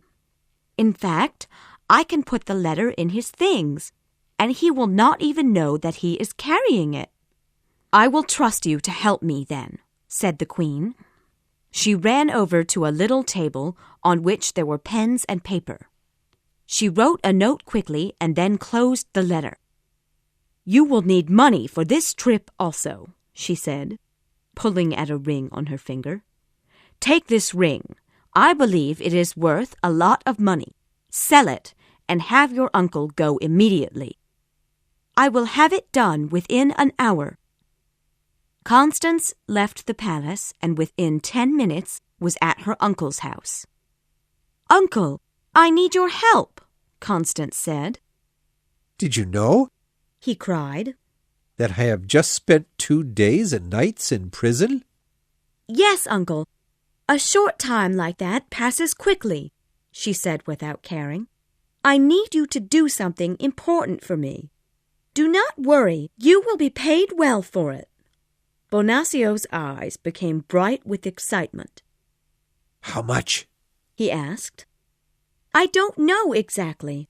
1,000 gold pieces, perhaps. Now, listen to me carefully, uncle. This is what you must do. You must leave Paris at once. I will give you an important paper that you must not lose, and which you will deliver to a man." "Where do I need to go?" "London." "London? You are joking with me. I have no business in London." "But now you do have business there. The person who wants you to go is a very famous person." "I see," cried Bonacieux. "More of your crazy plans. The Cardinal has told me about all your wild ideas and troublemaking." "The Cardinal?" Constance said in shock, staring hard at her uncle. "Have you gone to see the Cardinal?" "Yes, he sent for me," replied her uncle proudly. "He called me his friend." "Are you working for the Cardinal now?" whispered Constance. "Yes, and I am very well paid for it," replied Bonacieux, pulling out the bag of gold that the Cardinal gave him and showing it to his niece. Constance became very worried about having told her uncle so much, so she tried to hide her thoughts. "Perhaps you are right, uncle," she said. "It is better to work for the great Cardinal than for the Queen. Forget my crazy idea." "Aren't you going to tell me what I need to do in London?" replied her uncle, wanting to hear some interesting news. "Oh, it was really nothing important," said Constance. "It was just about buying some things that only interest women." The more Constance tried to stop talking, the more important her uncle thought her secret was. He decided to go quickly to tell the Cardinal that the Queen was looking for somebody to take a letter to London. He said goodbye to Constance and ran off as fast as his small legs would move him. "What shall I do now?" cried Constance. A moment later, as there came a knock on the ceiling and Constance jumped up in fear. "Who is that?" she yelled up. A voice came through the ceiling. It said, "Madame Bonacieux, please open the door in the street for me, and I will come down and see you." Constance thought about the voice for a moment, and a look of hope came to her eyes. It was the voice of d'Artagnan. Chapter 10. Making a Plan. "Madame Bonacieux," said d'Artagnan, coming in through the door which Constance opened. "I must say that your uncle is a bad man of low honor." "Did you hear our conversation?" asked Constance. "Yes, every word." "But how?" "By a secret method." he answered. "But that is not important." "And what did you learn by what we said?" "That the Queen needs a clever, brave, loyal man to take a letter to London for her. You may decide if I am clever, madam, but I can promise that I am brave and loyal to both the Queen and to you." "If you guessed all of this from our conversation, then you are indeed a clever man," said Constance, worried. "But I fear my uncle has also guessed the same. He must have gone to tell Cardinal Richelieu of the Queen's plan. I trust you, d'Artagnan. Let me tell you the whole story." Constance then told d'Artagnan the terrible story of the Queen's diamond sash. When she finished, d'Artagnan stood up tall and said, "If I am captured while trying to deliver the letter," he said, "I will die before I speak one word of what you have told me. I must go to London at once." "Then take this," said Constance, holding out the Queen's ring. "It was the Queen's, and you can sell it for money to travel to England." She opened a box and took out the bag of gold that her uncle had shown her just a half-hour before. "You should take this money also," she said. "The Cardinal's gold?" said d'Artagnan, laughing. "It will be funny to save the Queen using the Cardinal's money." "Quiet!" interrupted Constance, moving to the window. "I hear someone talking in the street. It is my uncle's voice." "Quickly!" d'Artagnan cried, grasping her hand. "He must not see us." They quickly moved to the back door, locked it, and walked up the stairs as silent as shadows. When they were safe in d'Artagnan's room, they went over to the window and looked out through a small space in the curtains. They could see her uncle talking with a tall man wearing a long cloak. A moment later, the tall man turned around and they could see his face. D'Artagnan quickly jumped to his feet, pulled out his sword, and ran towards the door. The man in the cloak was the man of Meung. "What are you doing?" cried Constance. "I have promised to kill that man," answered d'Artagnan. "D'Artagnan, wait! Your life now belongs to the Queen," she whispered with great strength in her voice. "In the Queen's name, I order you not to put yourself into any danger. Listen, they are talking about me." D'Artagnan put back his sword and slowly moved back to the window. Bonacieux had opened his door and went inside. He returned a moment later and told the man wearing the cloak that his niece had left. "Do you think," said the man, "that your niece knew your reason for going out?" "I tricked her," said Bonacieux happily. She could not have known. Is the young musketeer at home? No, I have not heard any sound coming from his room in many days. Let's go into your house. Nobody can see us there. Oh, no, said Constance. We will not be able to hear them any more. Yes, we will, madam, D'Artagnan said. We will be able to hear them quite well. He raised a piece of wood floor in the center of the room, sat down on his knees, and whispered to Constance to join him. When she sat down, she could hear voices from her uncle's house below. So, you believe that your niece has gone back to the palace without speaking to anyone but you? Said the stranger. I am quite sure of it. It is important that she has not spoken to anyone, you understand? Then the news I told you is useful. Yes, quite valuable, my friend Mr. Bonacieux. The Cardinal is very pleased with you. Now, tell me, did your niece say any names? No, she only said that she needed me to go to London to help a very famous person. You were foolish not to pretend that you were willing to help her. If you had, then, we would now have the letter, which might tell us some very important information. There is still time, said Bonacieux. I will go find my niece and tell her that I have thought more about the matter and am willing to help. As soon as she gives me the letter, I will bring it to the Cardinal. Good. Go quickly. I will go prepare all our soldiers so that they can guard the roads going to the coast. It is possible that your niece has already found someone to take the letter to England. The stranger then left. My uncle is now one of our enemies, whispered Constance angrily. A terrible scream came from below. Mr. Bonacieux had discovered that his bag of gold was gone and was crying. Thieves! Thieves! A minute later, he ran out of the house. We must go at once, said Constance.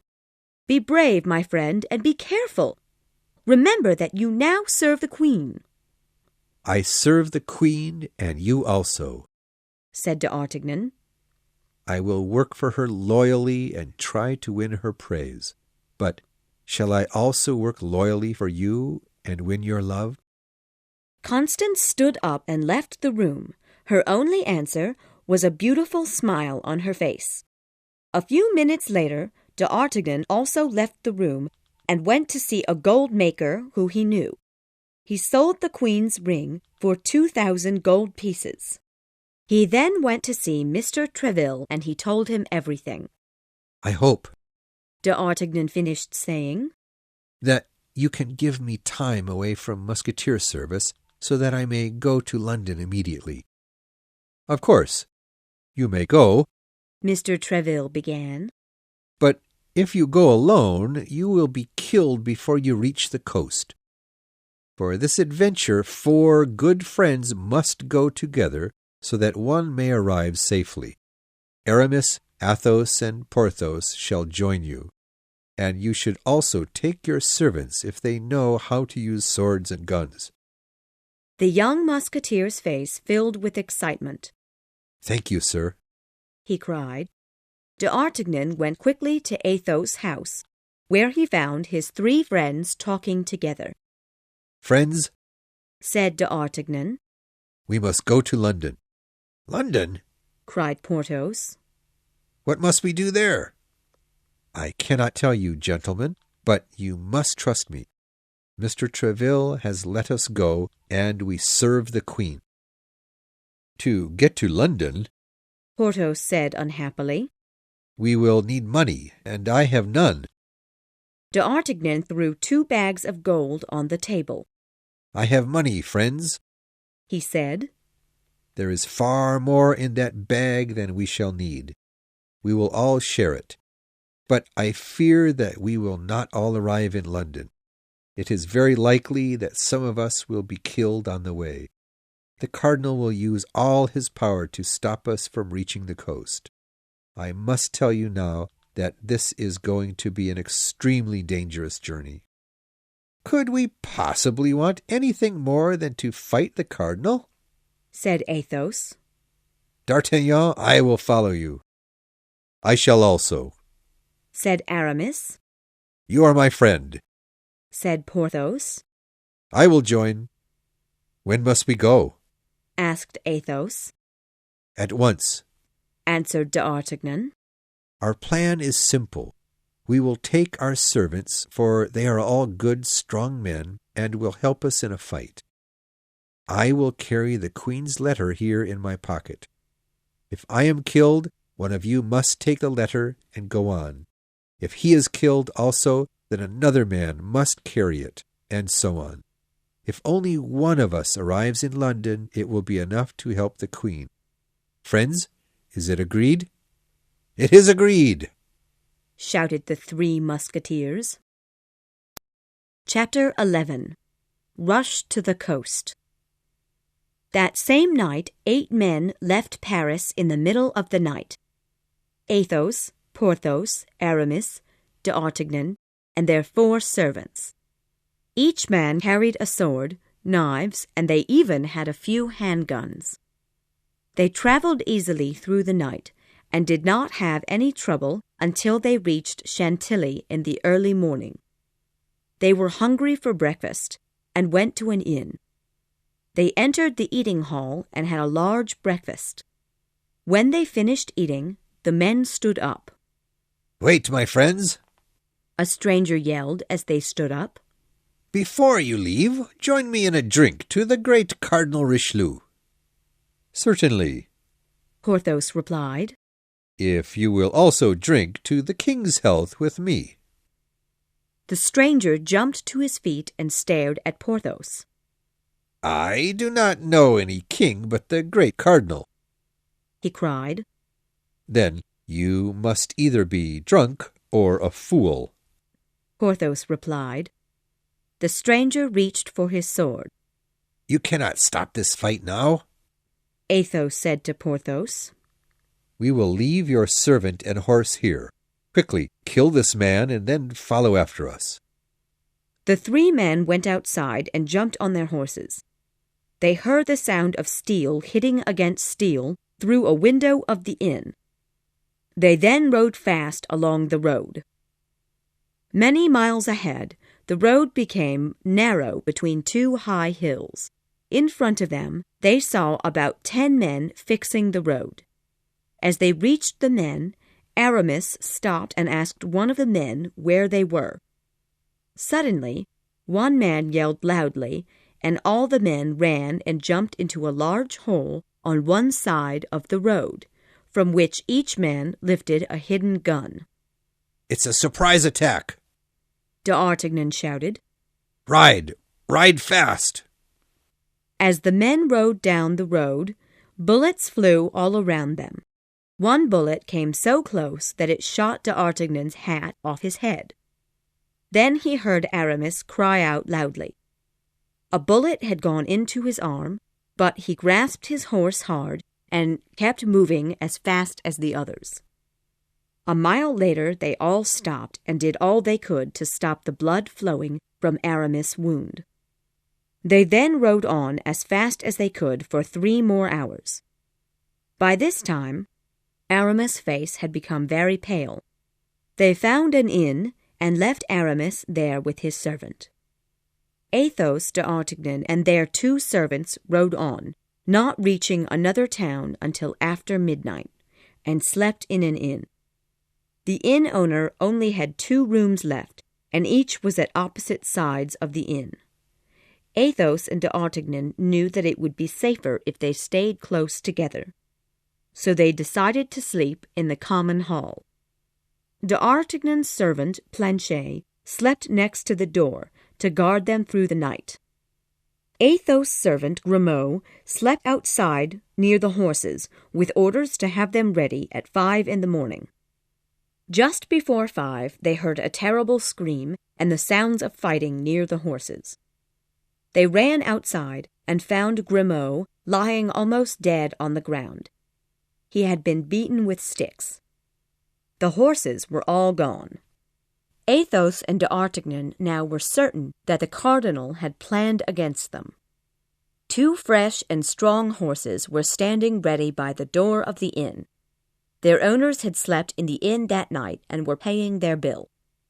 Athos went inside to pay their bill also, while d'Artagnan and Planchet waited outside. The inn owner looked at the coins that Athos gave him and then cried out that they were false and he would have Athos arrested. "You lie," said Athos, stepping towards him with anger in his eyes. At that moment, 4 men carrying guns and swords entered through a side door and attacked Athos. "D'Artagnan," he yelled loudly. "I am attacked! Run quickly!" He then fired 2 gunshots. D'Artagnan and Planchet knew they had no time to lose. They jumped onto the 2 horses by the door and rode off at top speed. After a short while, D'Artagnan slowed down his horse. "Could you see inside? What happened to Athos?" D'Artagnan asked. "Mr. D'Artagnan," said Planchet, "I saw a man fall from each of his 2 gunshots, and when we rode off, I could see that he was using his sword to fight the other 2. Brave and strong Athos," said D'Artagnan quietly to himself. "It was hard for me to leave him there, but we must reach our goal. Now, let us ride." The 2 men were now close to the coast. They rode fast on the last part of their journey to the coast. When they were only 300 steps from the doors of the port, D'Artagnan's horse fell down and was too tired to stand up again. Planchet's horse was tired also, and would not leave the other horse. They got off the horses and ran towards the port. In front of them, they saw a rich gentleman and his servant talking to a ship captain. D'Artagnan listened to their conversation. "I need to go to England immediately. Can you take me?" "I could take you easily, sir," replied the ship captain. "But this morning Cardinal Richelieu made the order that no people could cross without a letter from the Cardinal." "I have that letter," said the gentleman, pulling out a piece of paper from his pocket. "Here it is." "You must first have it examined by the port official," said the captain. "and then I will be happy to take you." "Very well," said the gentleman. "I will be back soon. Please, prepare your ship." The gentleman and his servant started walking to see the port official. D'Artagnan and Planchet followed them closely. Once outside the gates to the port, D'Artagnan ran in front of the gentleman and turned around. "Sir," D'Artagnan said coolly, "I need that letter you have in your pocket, and I am going to take it from you." "Are you crazy?" asked the man. "Let me pass at once." "You will not pass." "Foolish young man, I will have to shoot out your brains. Servant, give me my pistol." "Planchet," yelled D'Artagnan. "You stop the servant. I'll get the master."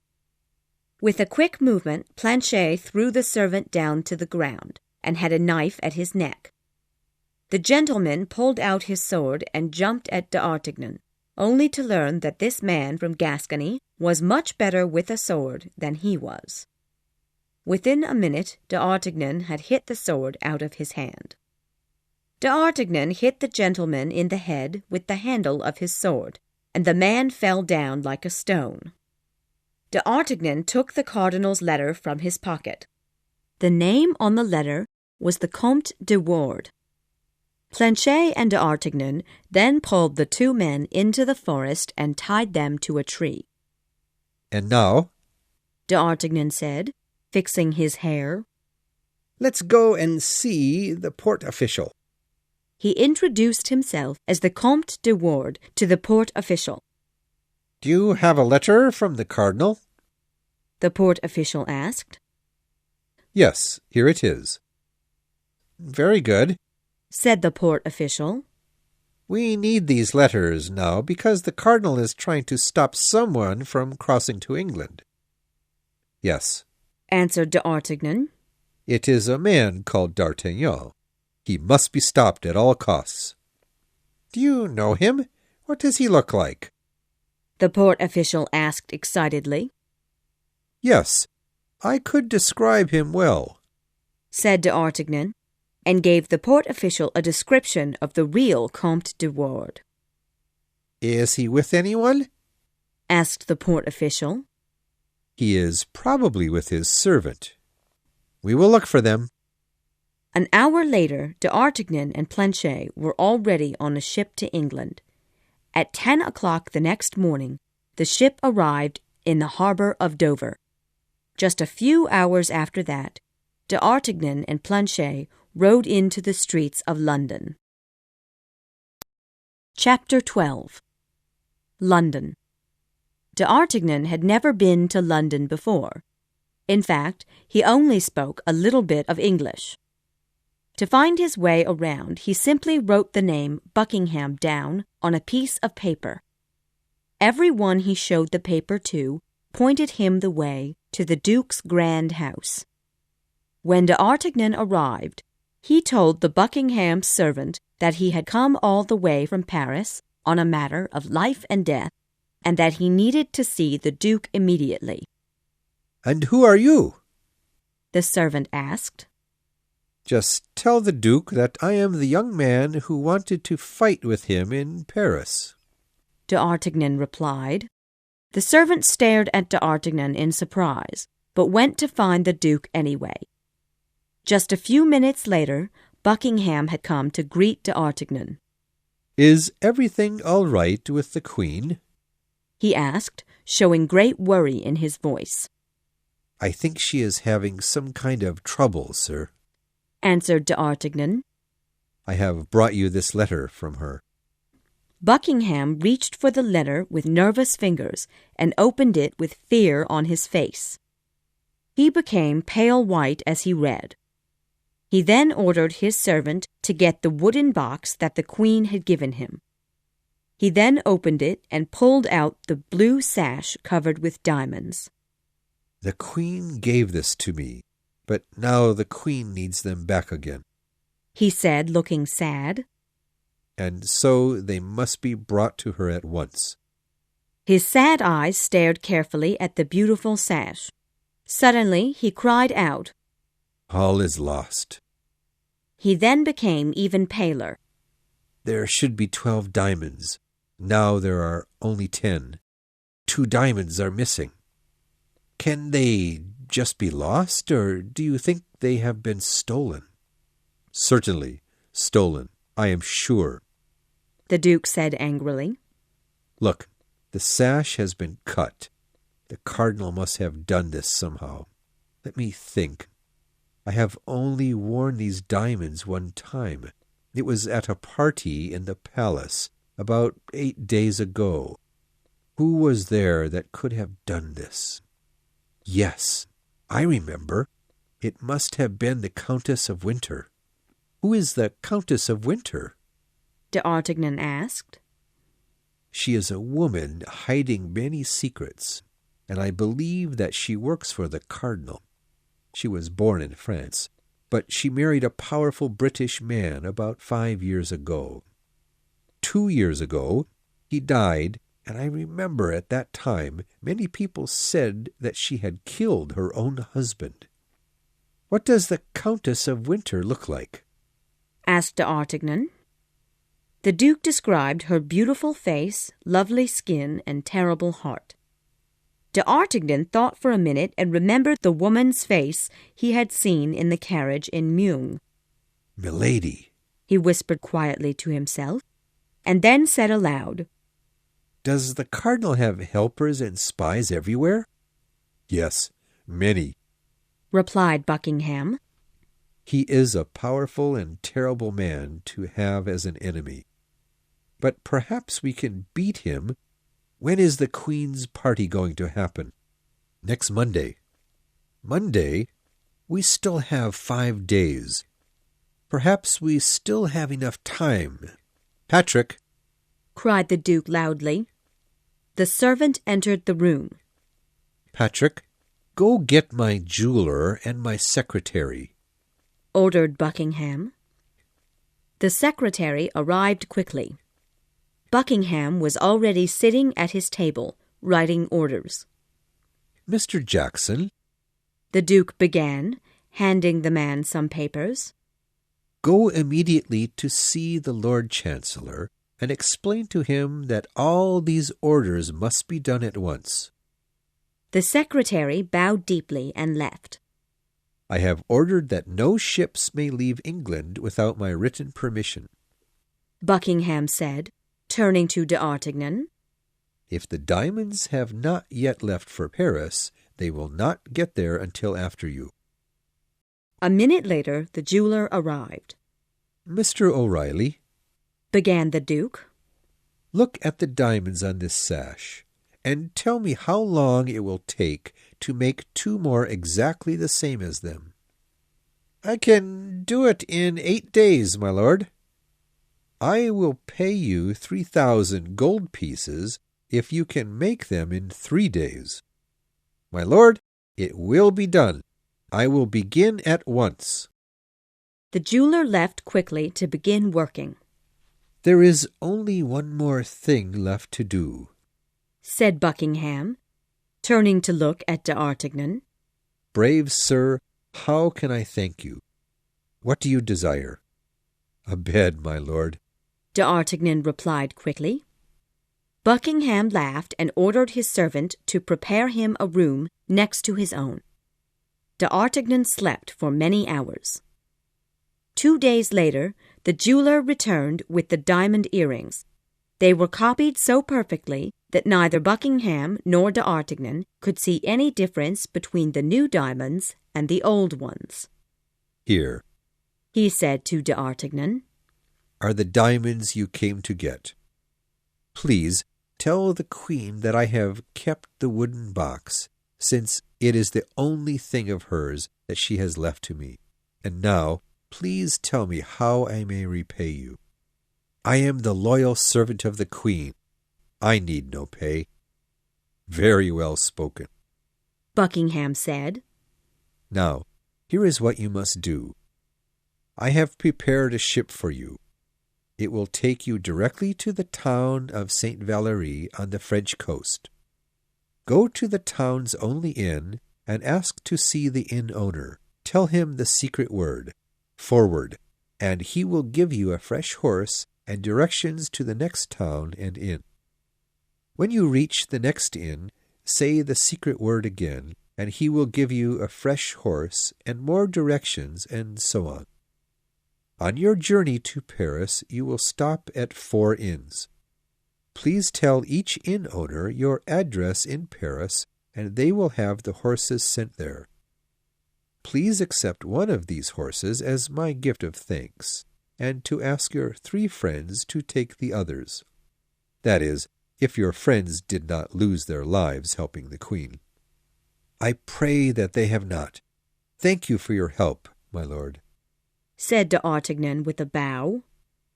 Thank you, young man. It is a pleasure to meet a man with your courage.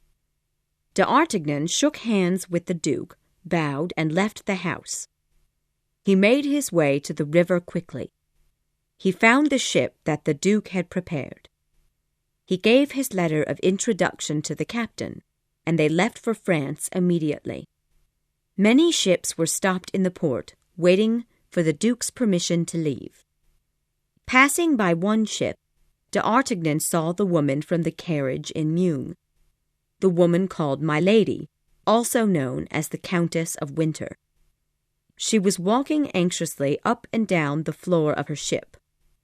D'Artagnan tried to hide his face, but he had a feeling that she saw him too. My Lady did see him. She pretended not to notice him. But if d'Artagnan had seen the deep hatred in her eyes when she saw him, he would have known that he had a cruel and terrible enemy. He arrived in France and found the first inn. 12 hours later, he had already arrived in Paris. At 9 o'clock in the morning, he reached the Musketeers' camp. Mr. Treville told him that Athos, Porthos, and Aramis had all come back to Paris safely. D'Artagnan was more than happy to hear the news. Chapter 13. The Queen's Party. D'Artagnan arrived back on Sunday. The next day was the party. In addition to dancing, there was also going to be a performance of the king's favorite costume play, and the king and queen were going to be actors. The king looked tired and worried when he arrived at the party. The queen arrived about half an hour later and looked even more worried than the king. The queen saw Cardinal Richelieu dressed in the costume of a Spanish soldier. He was watching the queen carefully with his sharp eyes. When he saw that the queen was not wearing her diamond sash, a horrible smile appeared on his lips. "I must tell the king this at once," he whispered to himself and walked over to see him. The queen was walking around and talking with the guests.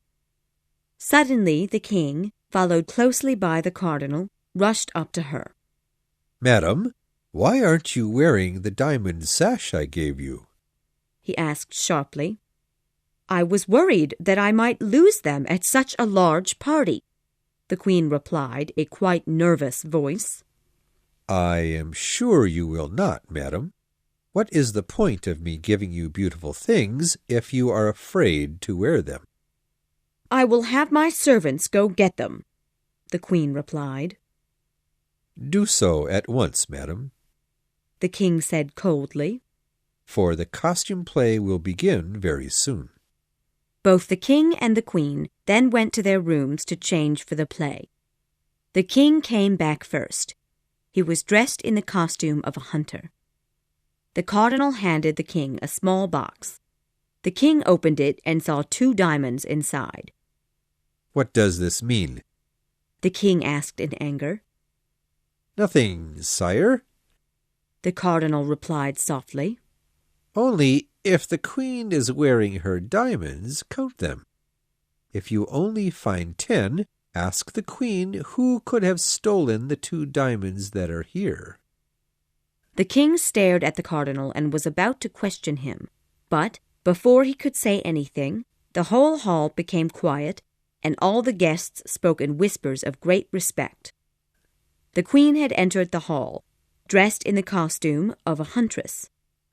She was wearing the sash, covered with diamonds, over her shoulders. The king looked at her with great joy, and the cardinal stared at her with great anger, but they were both too far away to clearly count the diamonds. At that moment the costume play began, and lasted an hour. Just as the play ended, the king, followed by the cardinal, walked up to the queen. "Madam, thank you for wearing your diamond sash," he said. "But I believe 2 of them are missing, and I have brought them back to you." He opened his hand and held out the 2 diamonds the cardinal had given him. The queen smiled and pretended to look happy and surprised. "My king is giving me 2 more diamonds," she said. "How wonderful! Now I shall have 14.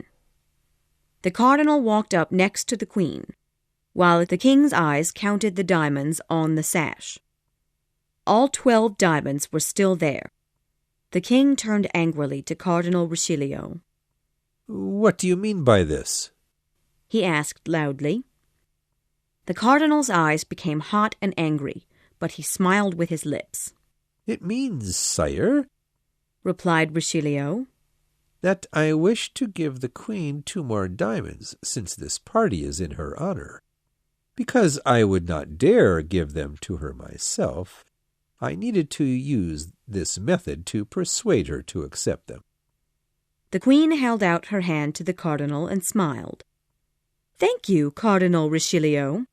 I am sure these 2 diamonds must have cost you as much as all the others cost the king." Only one other person in the hall understood the queen's strange words and the angry look on the cardinal's face. It was D'Artagnan, who was standing back among the busy crowd, watching the conversation. A few minutes later, the Queen left the hall. D'Artagnan was going to leave also, when he felt someone touch his shoulder. It was Constance. His heart jumped with excitement when she asked him to follow her. She led him into a small room and then left. The walls of the room were covered with cloth. D'Artagnan waited there for a few minutes quietly. Suddenly, he saw part of one of the walls open up like a door. He jumped up with shock. A hand and an arm came out through the small hole. The hand and arm were so white and lovely that D'Artagnan immediately knew that it was the Queen herself. He fell down on one knee, took the hand carefully in his, and kissed it lightly. The hand then left just as quietly as it had come. Again, D'Artagnan was alone in the room. He looked down in his hand and saw that the Queen had left a beautiful ring in it. The Queen always thanked those loyal to her. D'Artagnan put the beautiful ring on his finger and sat there staring at it. A minute later, Constance Bonacieux returned. "At last, it is you," D'Artagnan said excitedly. "Quiet," Constance whispered, putting up a finger to his lips. "Be silent and leave the way you came." "But when will I see you again?" "There will be a note at your house which will tell you everything. Now go, quickly." Before he could say anything else, she opened the door and pushed him out. He did not argue and obeyed her like a small child, which proved that D'Artagnan was really in love. Chapter 14. Capture. D'Artagnan did not reach home again until after 3 in the morning. Inside, on the table in his room, he found a letter from Constance. He opened it excitedly and read, "I must thank you for all your help, from myself and the Queen. Come to the pavilion behind the church this evening at about 10 o'clock. D'Artagnan's young heart filled with excitement. He walked around the room unable to sleep, but eventually he lay down and fell into sweet dreams. Later that morning, D'Artagnan went off to the Musketeers' station to see Mr. Treville. The captain was in a good mood. He was pleased that the king and queen were so happy at the party, and was even more pleased that the cardinal looked so angry. When he saw D'Artagnan, his happy face changed. "Sit down, my young friend," he said. "We must talk about serious business. Your actions have saved the Queen and caused the Cardinal's plans to fail. You must be very careful now." "Why should I be careful? What do I have to fear?" D'Artagnan asked with his head high. "You have much to fear, young man, believe me. The Cardinal does not forget his enemies, and you are now one of his most troublesome enemies. I believe that the Cardinal will try to hurt you, and he may hurt you in some way that you do not expect." "The terrible devil!" said D'Artagnan. "What should I do?" "You must always be careful and see that there are many enemies all around you. You cannot trust anybody, not your friends, your family, or even your love. Do you have a love, D'Artagnan?" D'Artagnan's face turned red. Treville nodded his head in understanding. "Be careful about your love. The Cardinal may try to hurt you through a woman," he said seriously. "Be careful, young D'Artagnan. I say it again.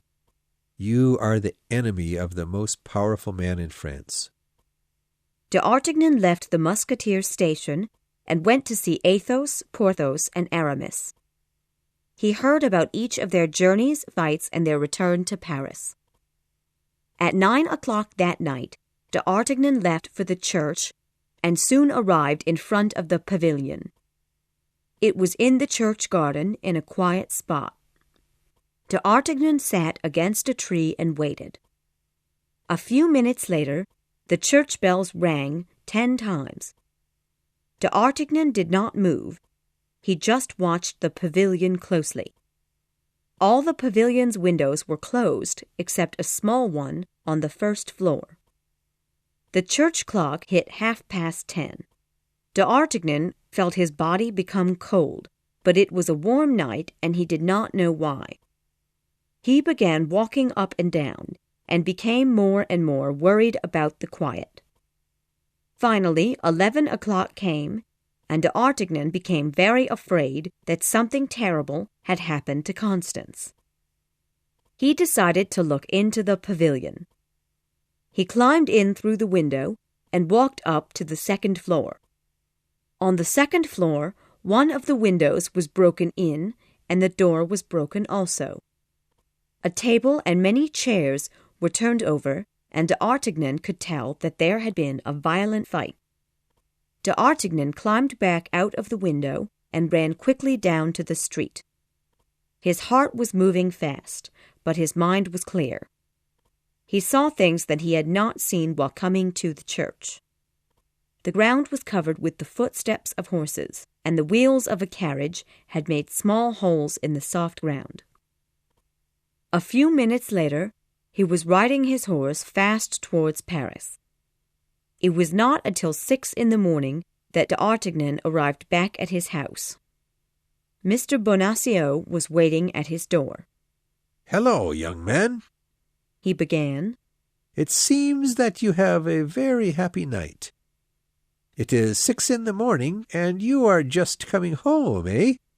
What fun did you have last night? Just look at your shoes." D'Artagnan looked down and saw that his boots were all covered with mud. He noticed that Bonacieux's shoes were also muddy. He suddenly realized that Bonacieux must have found a way to read the note that his niece had sent to D'Artagnan and had told the Cardinal. D'Artagnan wanted to pull his sword out right then and kill him, but he pretended to be happy and smiled. "Last night I went to a party with many friends. A very merry one indeed," he said. "I'll go and make Planchet clean my shoes. When he is finished, I will, if you wish, send him down to clean your shoes also." D'Artagnan thought that Bonacieux might know where his niece was, and that he might be able to make him tell. He decided to first go and talk with his 3 friends and plan a way to rescue Constance. Chapter 15. The Rescue Plan. D'Artagnan and his friends sat discussing what they should do. "We should have guessed that the Cardinal would do something like this," Athos said seriously. The others all agreed with him. "We must rescue her. D'Artagnan cried wildly. We must act now. We cannot wait." Athos placed a hand on D'Artagnan's shoulder. "We will save her. He said quietly. But we must think clearly first. Our enemy is a very powerful man in France. We will need the help of powerful people." "The Queen will help," said Aramis suddenly. "We must go to tell the Queen what has happened at once." "Yes," cried D'Artagnan, his eyes filling with the light of hope. "But how can we get a message to her? I am familiar with a lady who is close to the Queen," said Aramis, looking quite embarrassed. D'Artagnan suddenly remembered his first meeting with Aramis and the lady's handkerchief that he was standing on. He also remembered that Constance had spoken once with a woman at a window of Aramis' house. "Aramis's idea is good," said Athos. "We should act at once. I hear that the King and Queen have been close recently. Perhaps she can persuade him to help us. Now, Aramis, tell us, how shall we send our message to the Queen, and how long will it take to reach her?" Aramis looked over at the clock on the wall. "Our message will be given to the Queen by mouth," he said, "and will reach her ear within the hour." D'Artagnan and his friends waited. Aramis promised d'Artagnan that the queen would definitely help save Constance. But for 3 days there was no new news. During those 3 days and nights, d'Artagnan was very worried and could not think about anything except Constance. He practiced his sword skills and sat in his room waiting to hear some news. Finally, on the evening of the 3rd day, Aramis arrived with news. Madame Bonacieux is safe and well, He said. Tell me, where is she? Cried d'Artagnan. She was put into the prison of Mons. Aramis answered. But the king has written an order which says that she is to be taken to a convent. Which convent? D'Artagnan asked with great excitement in his voice. I still don't know. The queen told me that the name must be kept secret until Constance is safe there. Once she is safe, we will be told, and we can then go there and take Madame Bonacieux away to some safe place. How long until she is there? Asked d'Artagnan. Not long, Said Aramis, placing a hand on d'Artagnan's arm. Do not worry, my friend. The Musketeers waited 5 more days before news arrived. Aramis came over to d'Artagnan's room, holding a few pieces of paper in his hand. Here is a letter from my cousin, He said. Inside is the information that you have been waiting to hear. D'Artagnan quickly pulled the letter out of Aramis' hand and read, Dear cousin, you should go to Bethune. My sister has left our old servant in the convent there. Here is a letter from my sister to take the servant out of the convent. Goodbye, my dear cousin. Send news as soon as you are able. Marie Michon. The other piece of paper was an order. It said, October 12th, 1626. The convent of Bethune will let the person holding this letter take the girl who recently entered the convent. Anne. Let us quickly go meet Athos and tell him what has happened, said d'Artagnan. I will tell Planchet to go find Porthos and tell him to come to join us as soon as he can. Just a few minutes later, Planchet had gone, and the young Musketeers had left to find Athos. A few more minutes passed, and the door to d'Artagnan's room opened slowly and quietly. Mr. Bonacieux looked in without making a sound. When he saw that the room was empty, he came in and looked around. He saw the letter on the table and read it with great excitement. He was about to put it in his pocket, but then changed his mind. I should not take it, he said to himself, or they might know that it was me who took it. However, the Cardinal will certainly be interested to learn of its contents. He will be very happy with me indeed. Bonacieux then turned around and ran quickly down the stairs. Mr. Bonacieux, my friend, said the Cardinal. You are a good man. Please, accept this bag of gold as thanks. Bonacieux accepted the bag with large eyes, said his thanks, and bowed deeply. He then left the room. The Cardinal rang the bell sitting on his writing table. A moment later an officer entered. Bring Rochefort and Milady here immediately, the Cardinal ordered. Just a minute later, the door opened, and the scarred Rochefort came in with the lovely Milady. Milady and Rochefort, began the Cardinal. I need you both to leave Paris immediately on a mission of great importance. You both should remember a young servant girl of the Queen named Constance Bonacieux. I had her put in the prison in Mons, but now this young lady has been freed and moved by the Queen to a convent in Bethune. A young musketeer, her lover, is preparing to go to Bethune and to move Madame Bonacieux to some secret place. Aha! Rochefort said with fire in his eyes. I know which young man you mean. I know also, cried my lady. Her eyes were angry as well. You mean the musketeer d'Artagnan, who caused me to fail you in the affair of the diamond earrings. Listen to the plan, said the cardinal. You, milady, will go to Bethune by carriage. Rochefort will be your guard. Rochefort must not enter the convent because Madame Bonacieux knows him. Milady, you will tell her that the queen and her lover, D'Artagnan, sent you to take her to a place of safety. She has never seen you, and you should be able to trick her easily. I will write you a letter of order, but only use it if you truly need it. The cardinal sat down at his table and wrote a short letter. When we have the girl, what should we do then?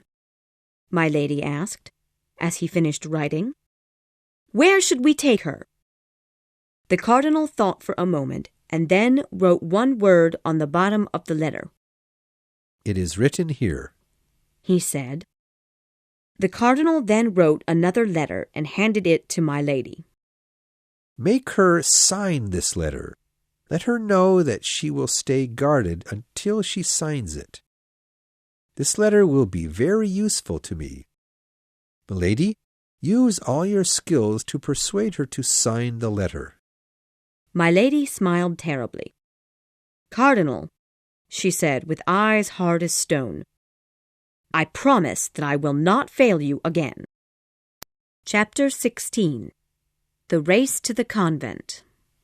D'Artagnan, the musketeers, and their 4 servants prepared all night and left Paris at 5 the next morning. Their horses were from the Duke of Buckingham and were fast and strong. By early evening, they had travelled as far as Arras, where they stopped to eat and rest the horses. Just as they came close to the inn, a carriage rode away. D'Artagnan thought that he had seen the carriage before. Just then a man came out of the inn and rode off on his horse. When D'Artagnan saw the man, he jumped back on his horse and yelled, You will not escape me now. Before he could ride away, Athos grasped his arm and asked, Where are you going now, D'Artagnan? That was the man of Meung. D'Artagnan cried. I saw his face when the wind blew open his cloak. Quickly, gentlemen, we must follow him.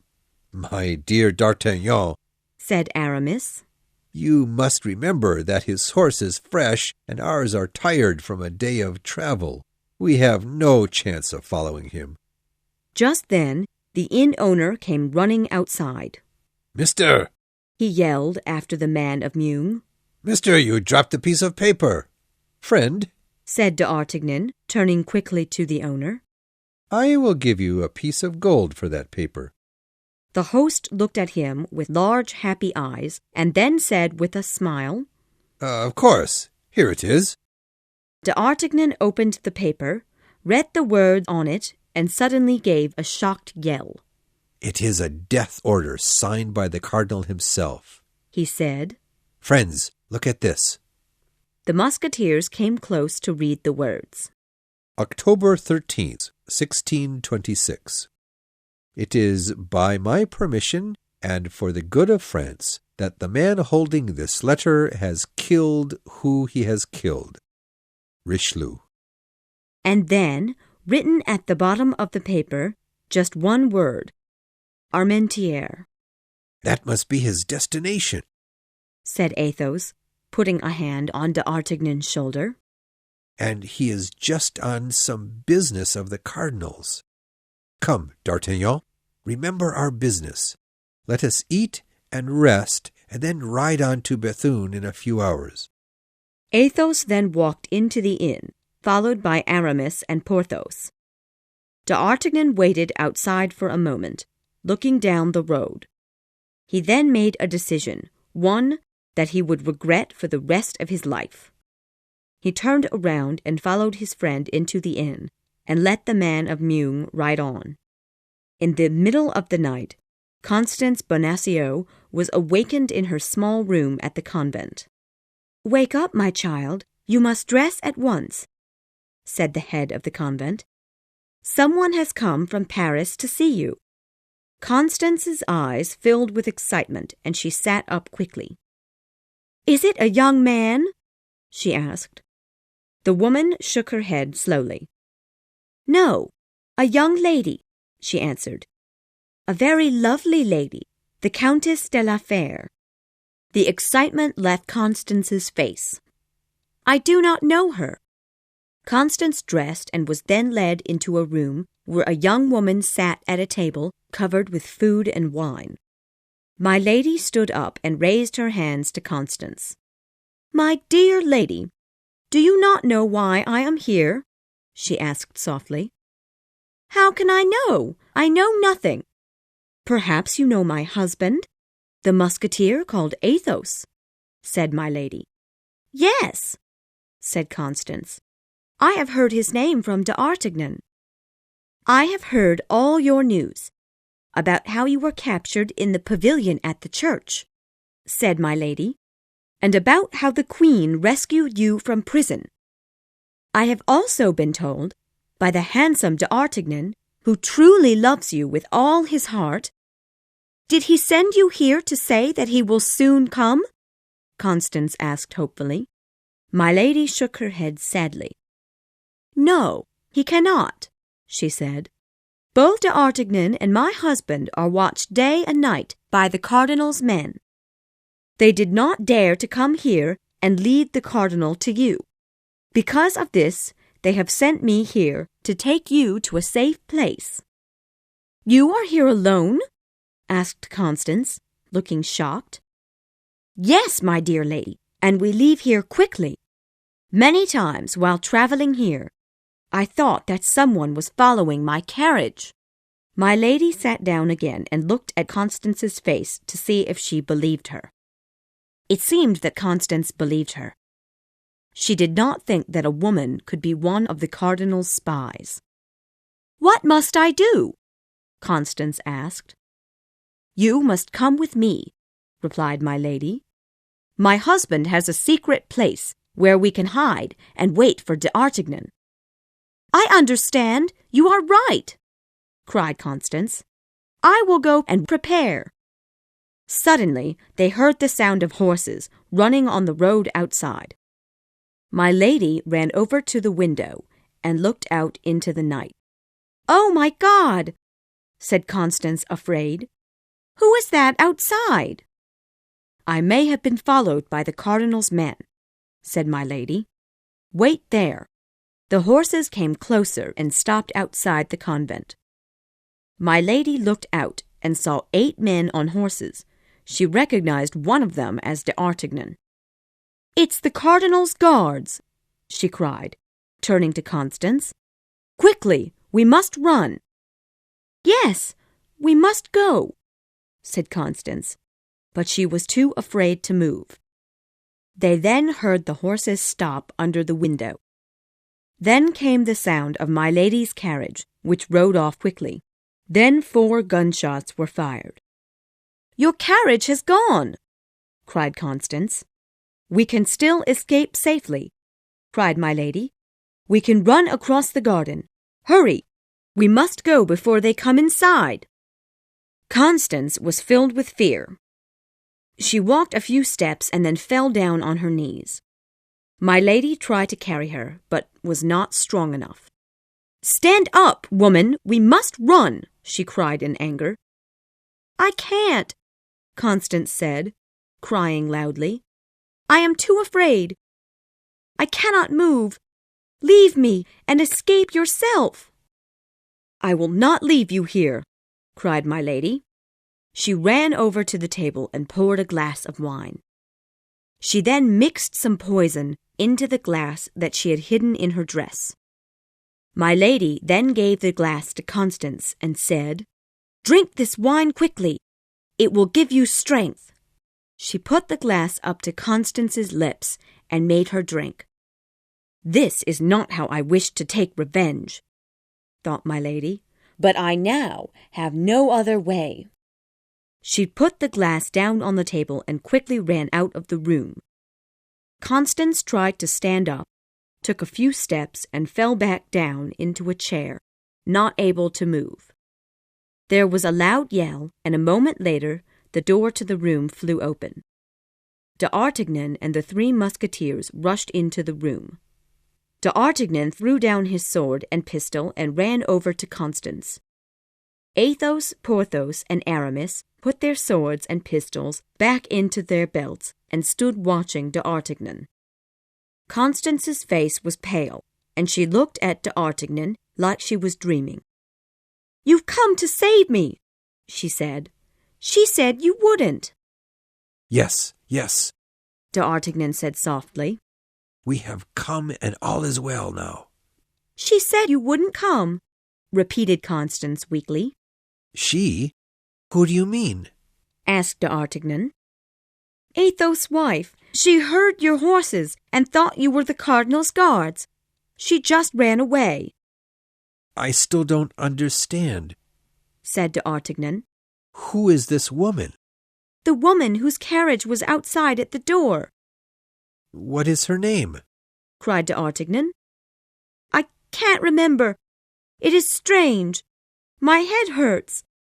Oh, my God, I cannot see," Her hands are as cold as ice. cried D'Artagnan. She is sick. Quickly, bring me water. Aramis ran over to the table to get some water. He stopped when he saw Athos, who was standing near the table and looking sadly at the glass of wine. Athos walked over to Constance. She took a deep breath and opened her eyes. Dear madam, He said softly, holding up the glass of poisoned wine. whose glass of wine is this? "It is mine, mister," replied the young woman. Who poured the wine in this glass? "She did, the Countess de la Fère." Athos stared at the wineglass and made a terrible cry. Then he threw it down to the floor and said just one word. Poison! "D'Artagnan, I cannot see. Where are you?" cried Constance. "Do not leave me, D'Artagnan. I am dying." D'Artagnan quickly moved over to her side. Her face was pale, and sweat came down her head. Her breath was weak, and she could not speak. Suddenly, Constance lifted her arms and held D'Artagnan's head in her hands. Her eyes opened, and she looked at him for a moment, as if her whole soul had passed into his eyes, and gave one last breath. Chapter 17. The Man in Red. It was a sad night for D'Artagnan and the other musketeers. Eventually, each of them went to their room to try and sleep. Before going to bed, Athos gave orders to the 4 servants to leave at dawn and travel to Armentières, each by a different road. He asked Planchet to follow the road the carriage had gone. Early the next morning, D'Artagnan came to see Athos and asked what was to be done. We must wait, replied Athos.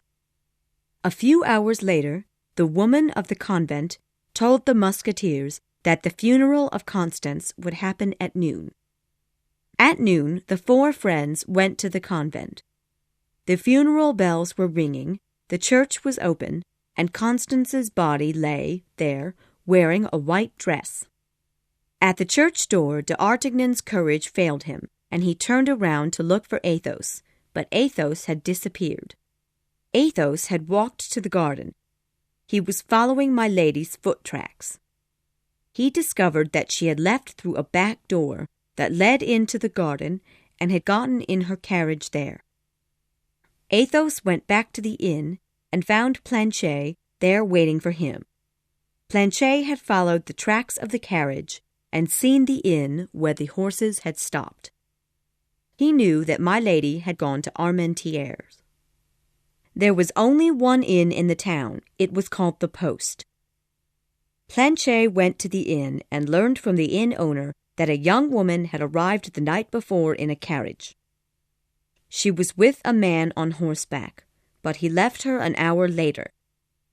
The woman had rented a room, sent for the inn owner, and told him that she wanted to stay in the town for a long time. Planchet did not need any other information. He met with the other 3 servants, told them to watch all the doors of the inn, and came to find Athos. Athos thanked Planchet and called for his horse. He rode quickly to the city of Lille, approximately 15 miles away. He returned to Bethune that evening with a tall man. He left him waiting at an inn outside of the town, and then rode to meet his friends at their inn. By now it was late night.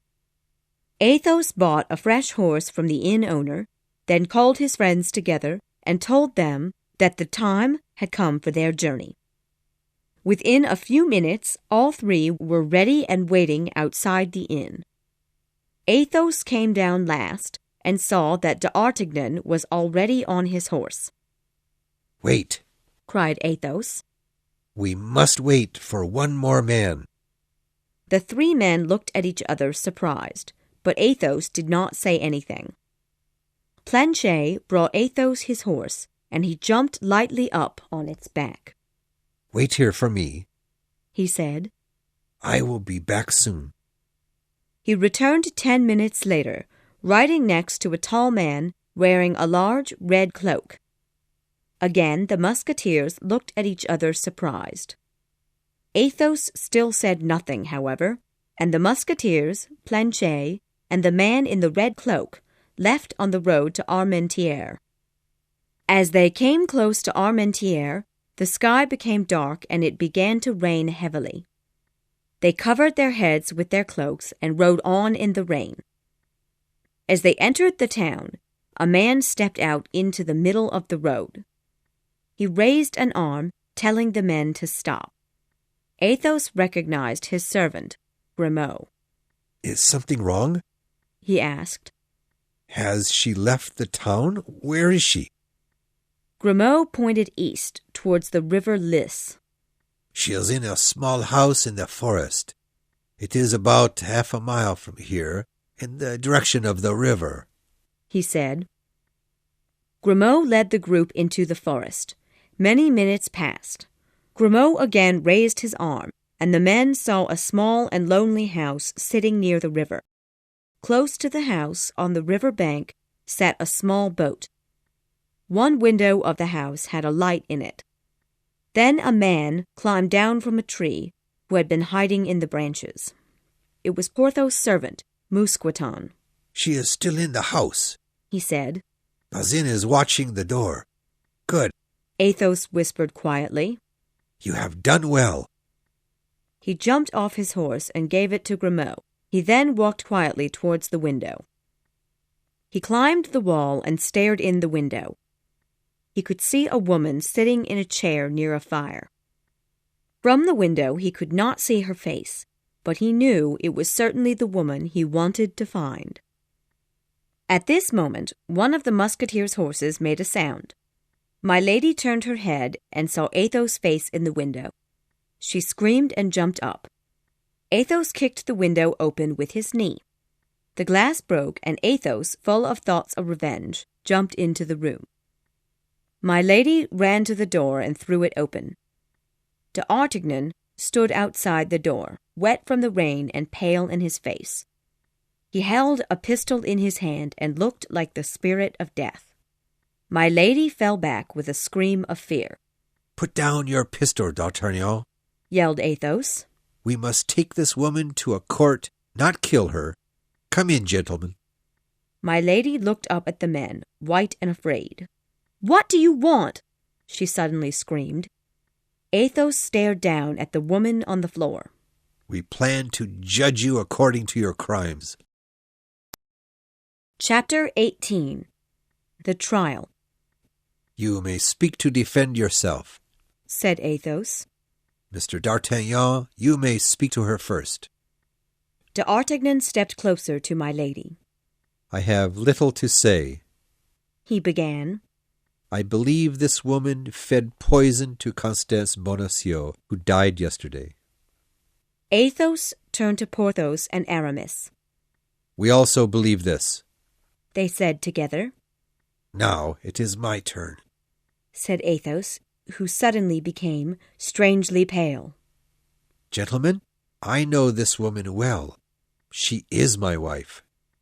His 3 friends could hardly believe him and stared at him in shock.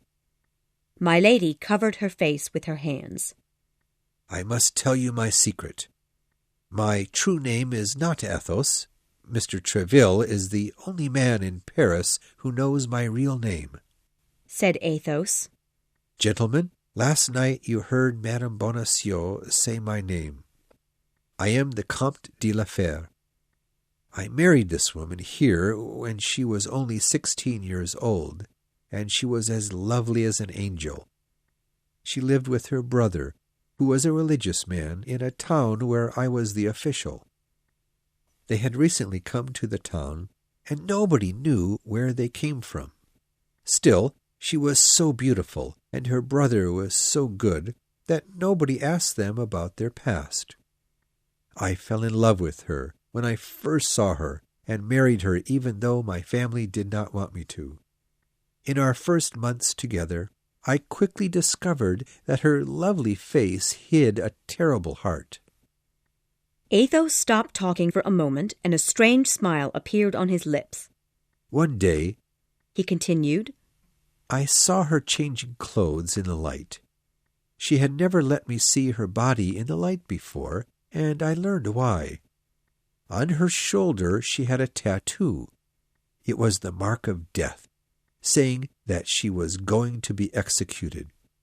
She told me that she had been a thief, and she admitted that she had stolen the money from a church.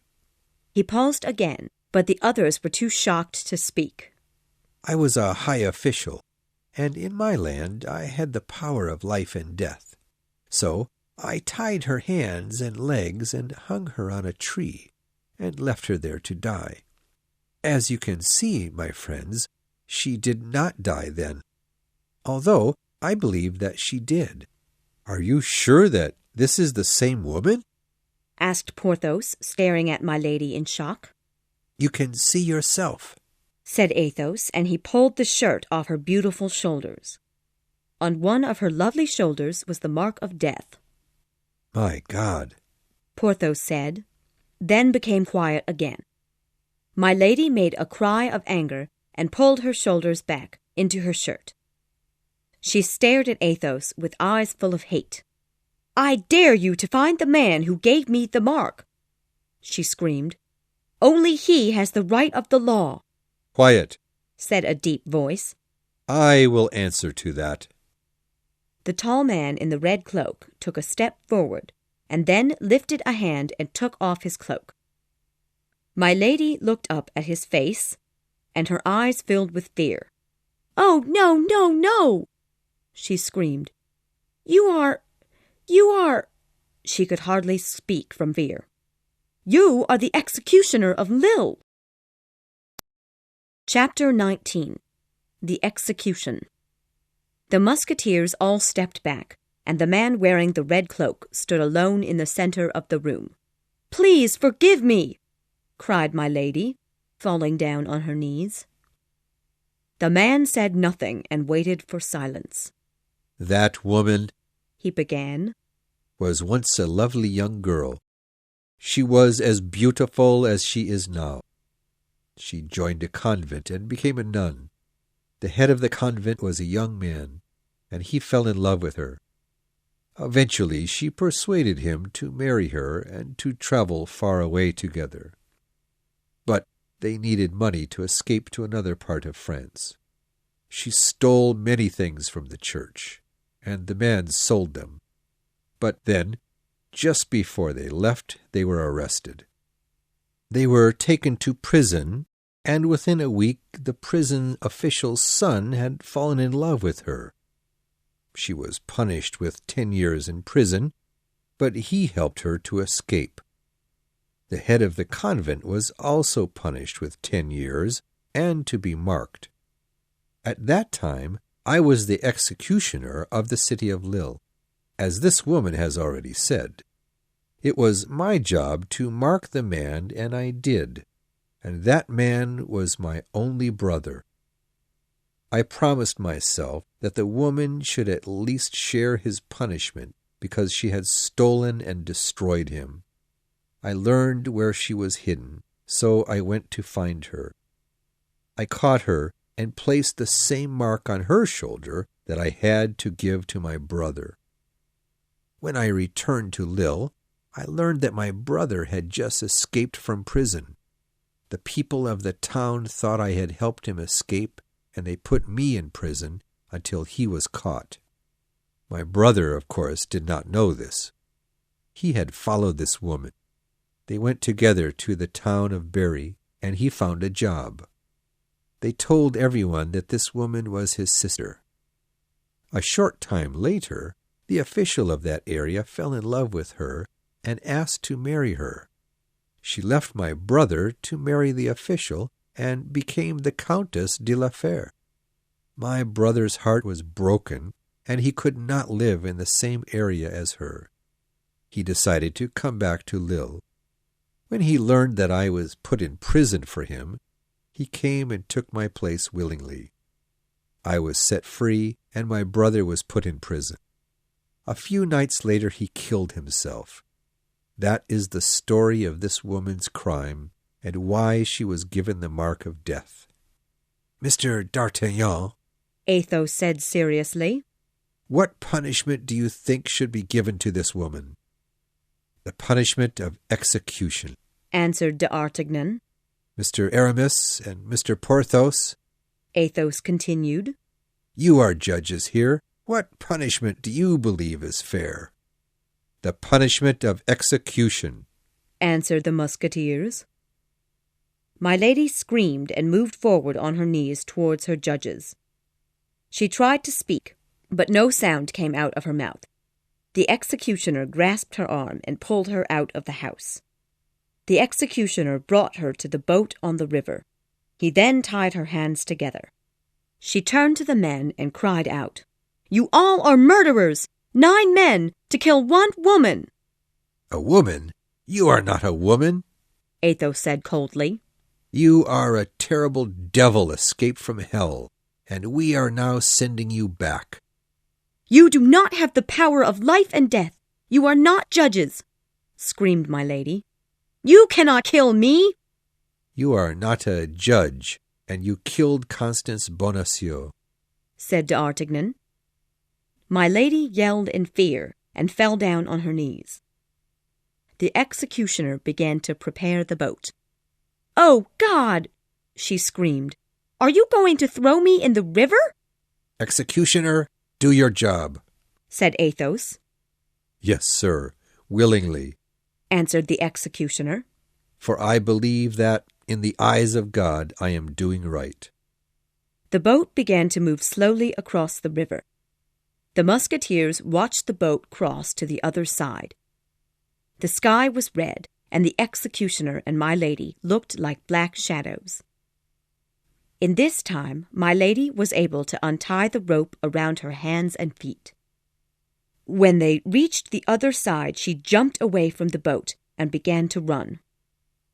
The rain had made the ground wet, and she fell down in the mud.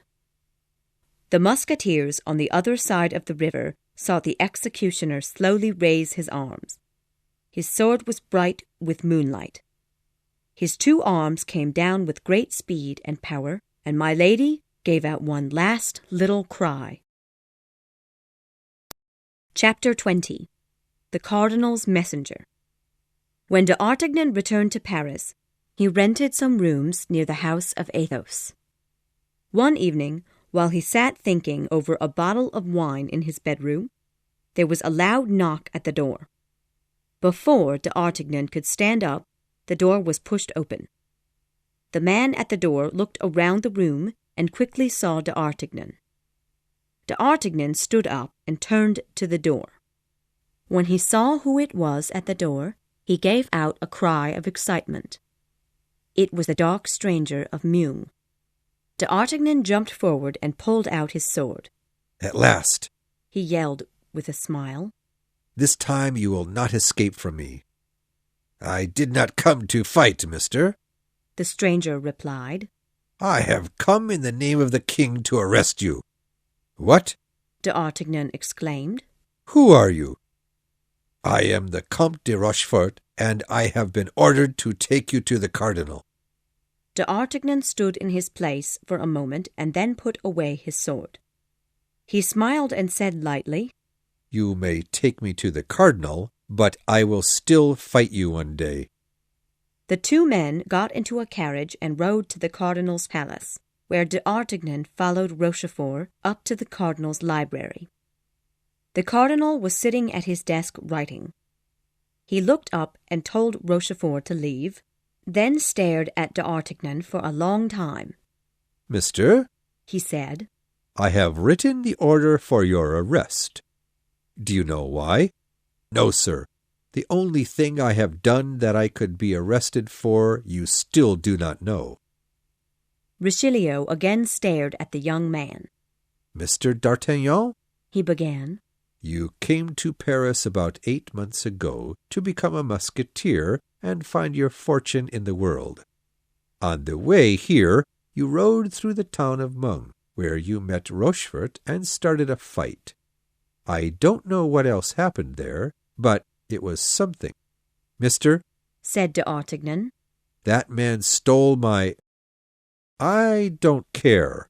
The Cardinal interrupted. In Meung, you lost a letter you were carrying. It was a recommendation to Mr. Treville. In your time in Paris, you have done many things. You rode on horse, for example, with your musketeer friends towards the coast, but they were all stopped on the road, while you continued on your journey. Yes, you have done many things in these last few months. And now, Mr. d'Artagnan, you are arrested for having given secrets of France to England, to the Duke of Buckingham, for instance. And who can prove what you say, sir? D'Artagnan asked calmly. The only person who might know of my actions has herself been punished. The Cardinal looked surprised. Whom do you mean? Milady, the Countess de la Fère. The Cardinal jumped to his feet when he heard the name. Tell me, young man, who has punished her? He asked angrily. We have, sir, my friends and myself. Did you put her in prison then? She is dead. Dead? Screamed the Cardinal, as if he could not believe it. Are you saying that you killed her? She murdered the young woman I loved. We took her, judged her crimes, and killed her. D'Artagnan then told the Cardinal of how my lady had poisoned Constance Bonacieux, of the trial and the execution. So, began the Cardinal, you acted as judges? You forget that those who kill without being a real judge are murderers.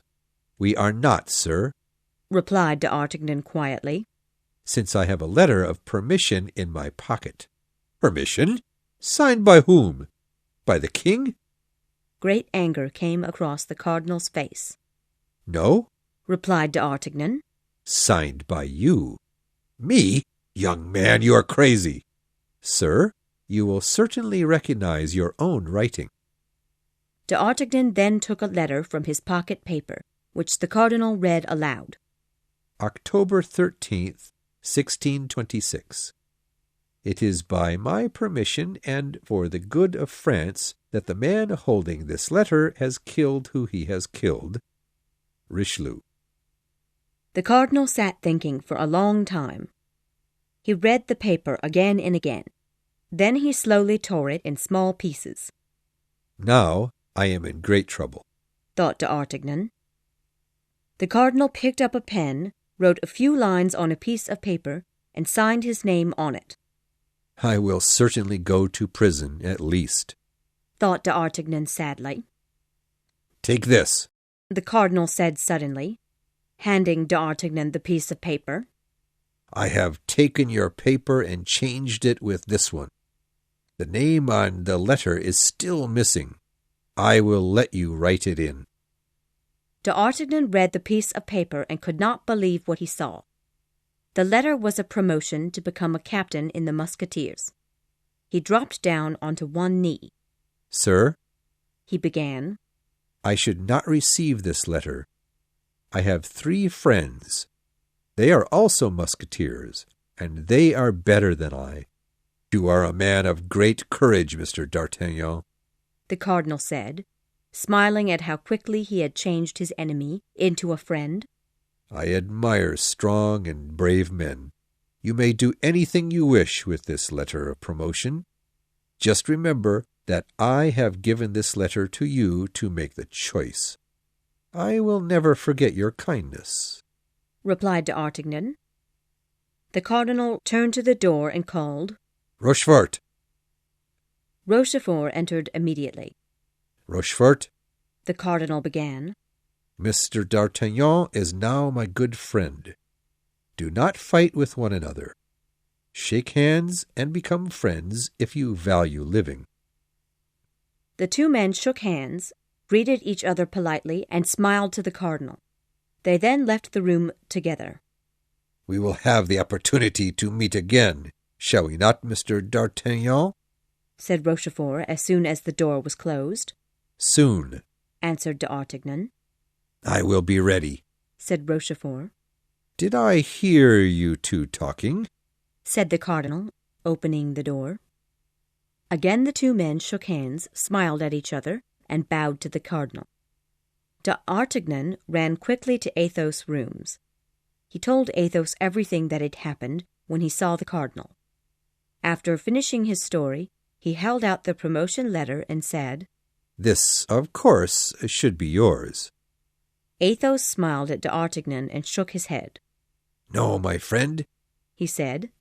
This job is too much for Athos and too little for the Comte de la Fère. You should keep it. It has cost you enough. D'Artagnan bowed and left Athos. Next he went to see Porthos. Porthos greeted him dressed in a wonderful and fancy suit of clothes, looking happily at himself in a mirror. Well, Porthos asked, do you like my new clothes? They are very wonderful, D'Artagnan replied. But I have come here to offer you a suit of clothes that will look even better on you. The clothes of a captain of the Musketeers. D'Artagnan then showed Porthos the promotion letter. My dear friend, said Porthos, this letter is of no use to me. While we are away in Bethune, a beautiful and rich lady who I know has lost her husband. In a year, when enough time has passed, I will be married to her. You should write your own name on the letter, for I am finished with fighting. D'Artagnan then went to see Aramis. He found him sitting alone and praying. D'Artagnan told his story once again and offered the promotion to Aramis. Aramis shook his head. D'Artagnan, he said, our recent adventures have changed me. I have become unhappy with the life of the fighter. I have decided to become a religious man and work for the church. You keep this letter. You will make a brave captain. D'Artagnan again went to see Athos, whom he found sitting quietly and staring into a glass of wine. I see, said Athos, with a smile, that Porthos and Aramis have also refused your letter. He reached for a pen and wrote D'Artagnan's name on the paper and returned it to him. I will now become a captain, D'Artagnan said with a sad voice. But it seems that I will not often see my good friends any more. I will be left with only bad memories. You are still young, replied Athos, and all your bad memories will be changed into sweet ones one day. Epilogue. D'Artagnan became a captain of the Musketeers. Porthos married the rich woman and lived richly and happily. Aramis left Paris and became a monk in the countryside. Athos remained a musketeer for a few more years, when he retired and moved to a small house in the country. D'Artagnan fought Rochefort 3 times and wounded him 3 times. The next time I shall probably kill you, he said, as he helped Rochefort stand up.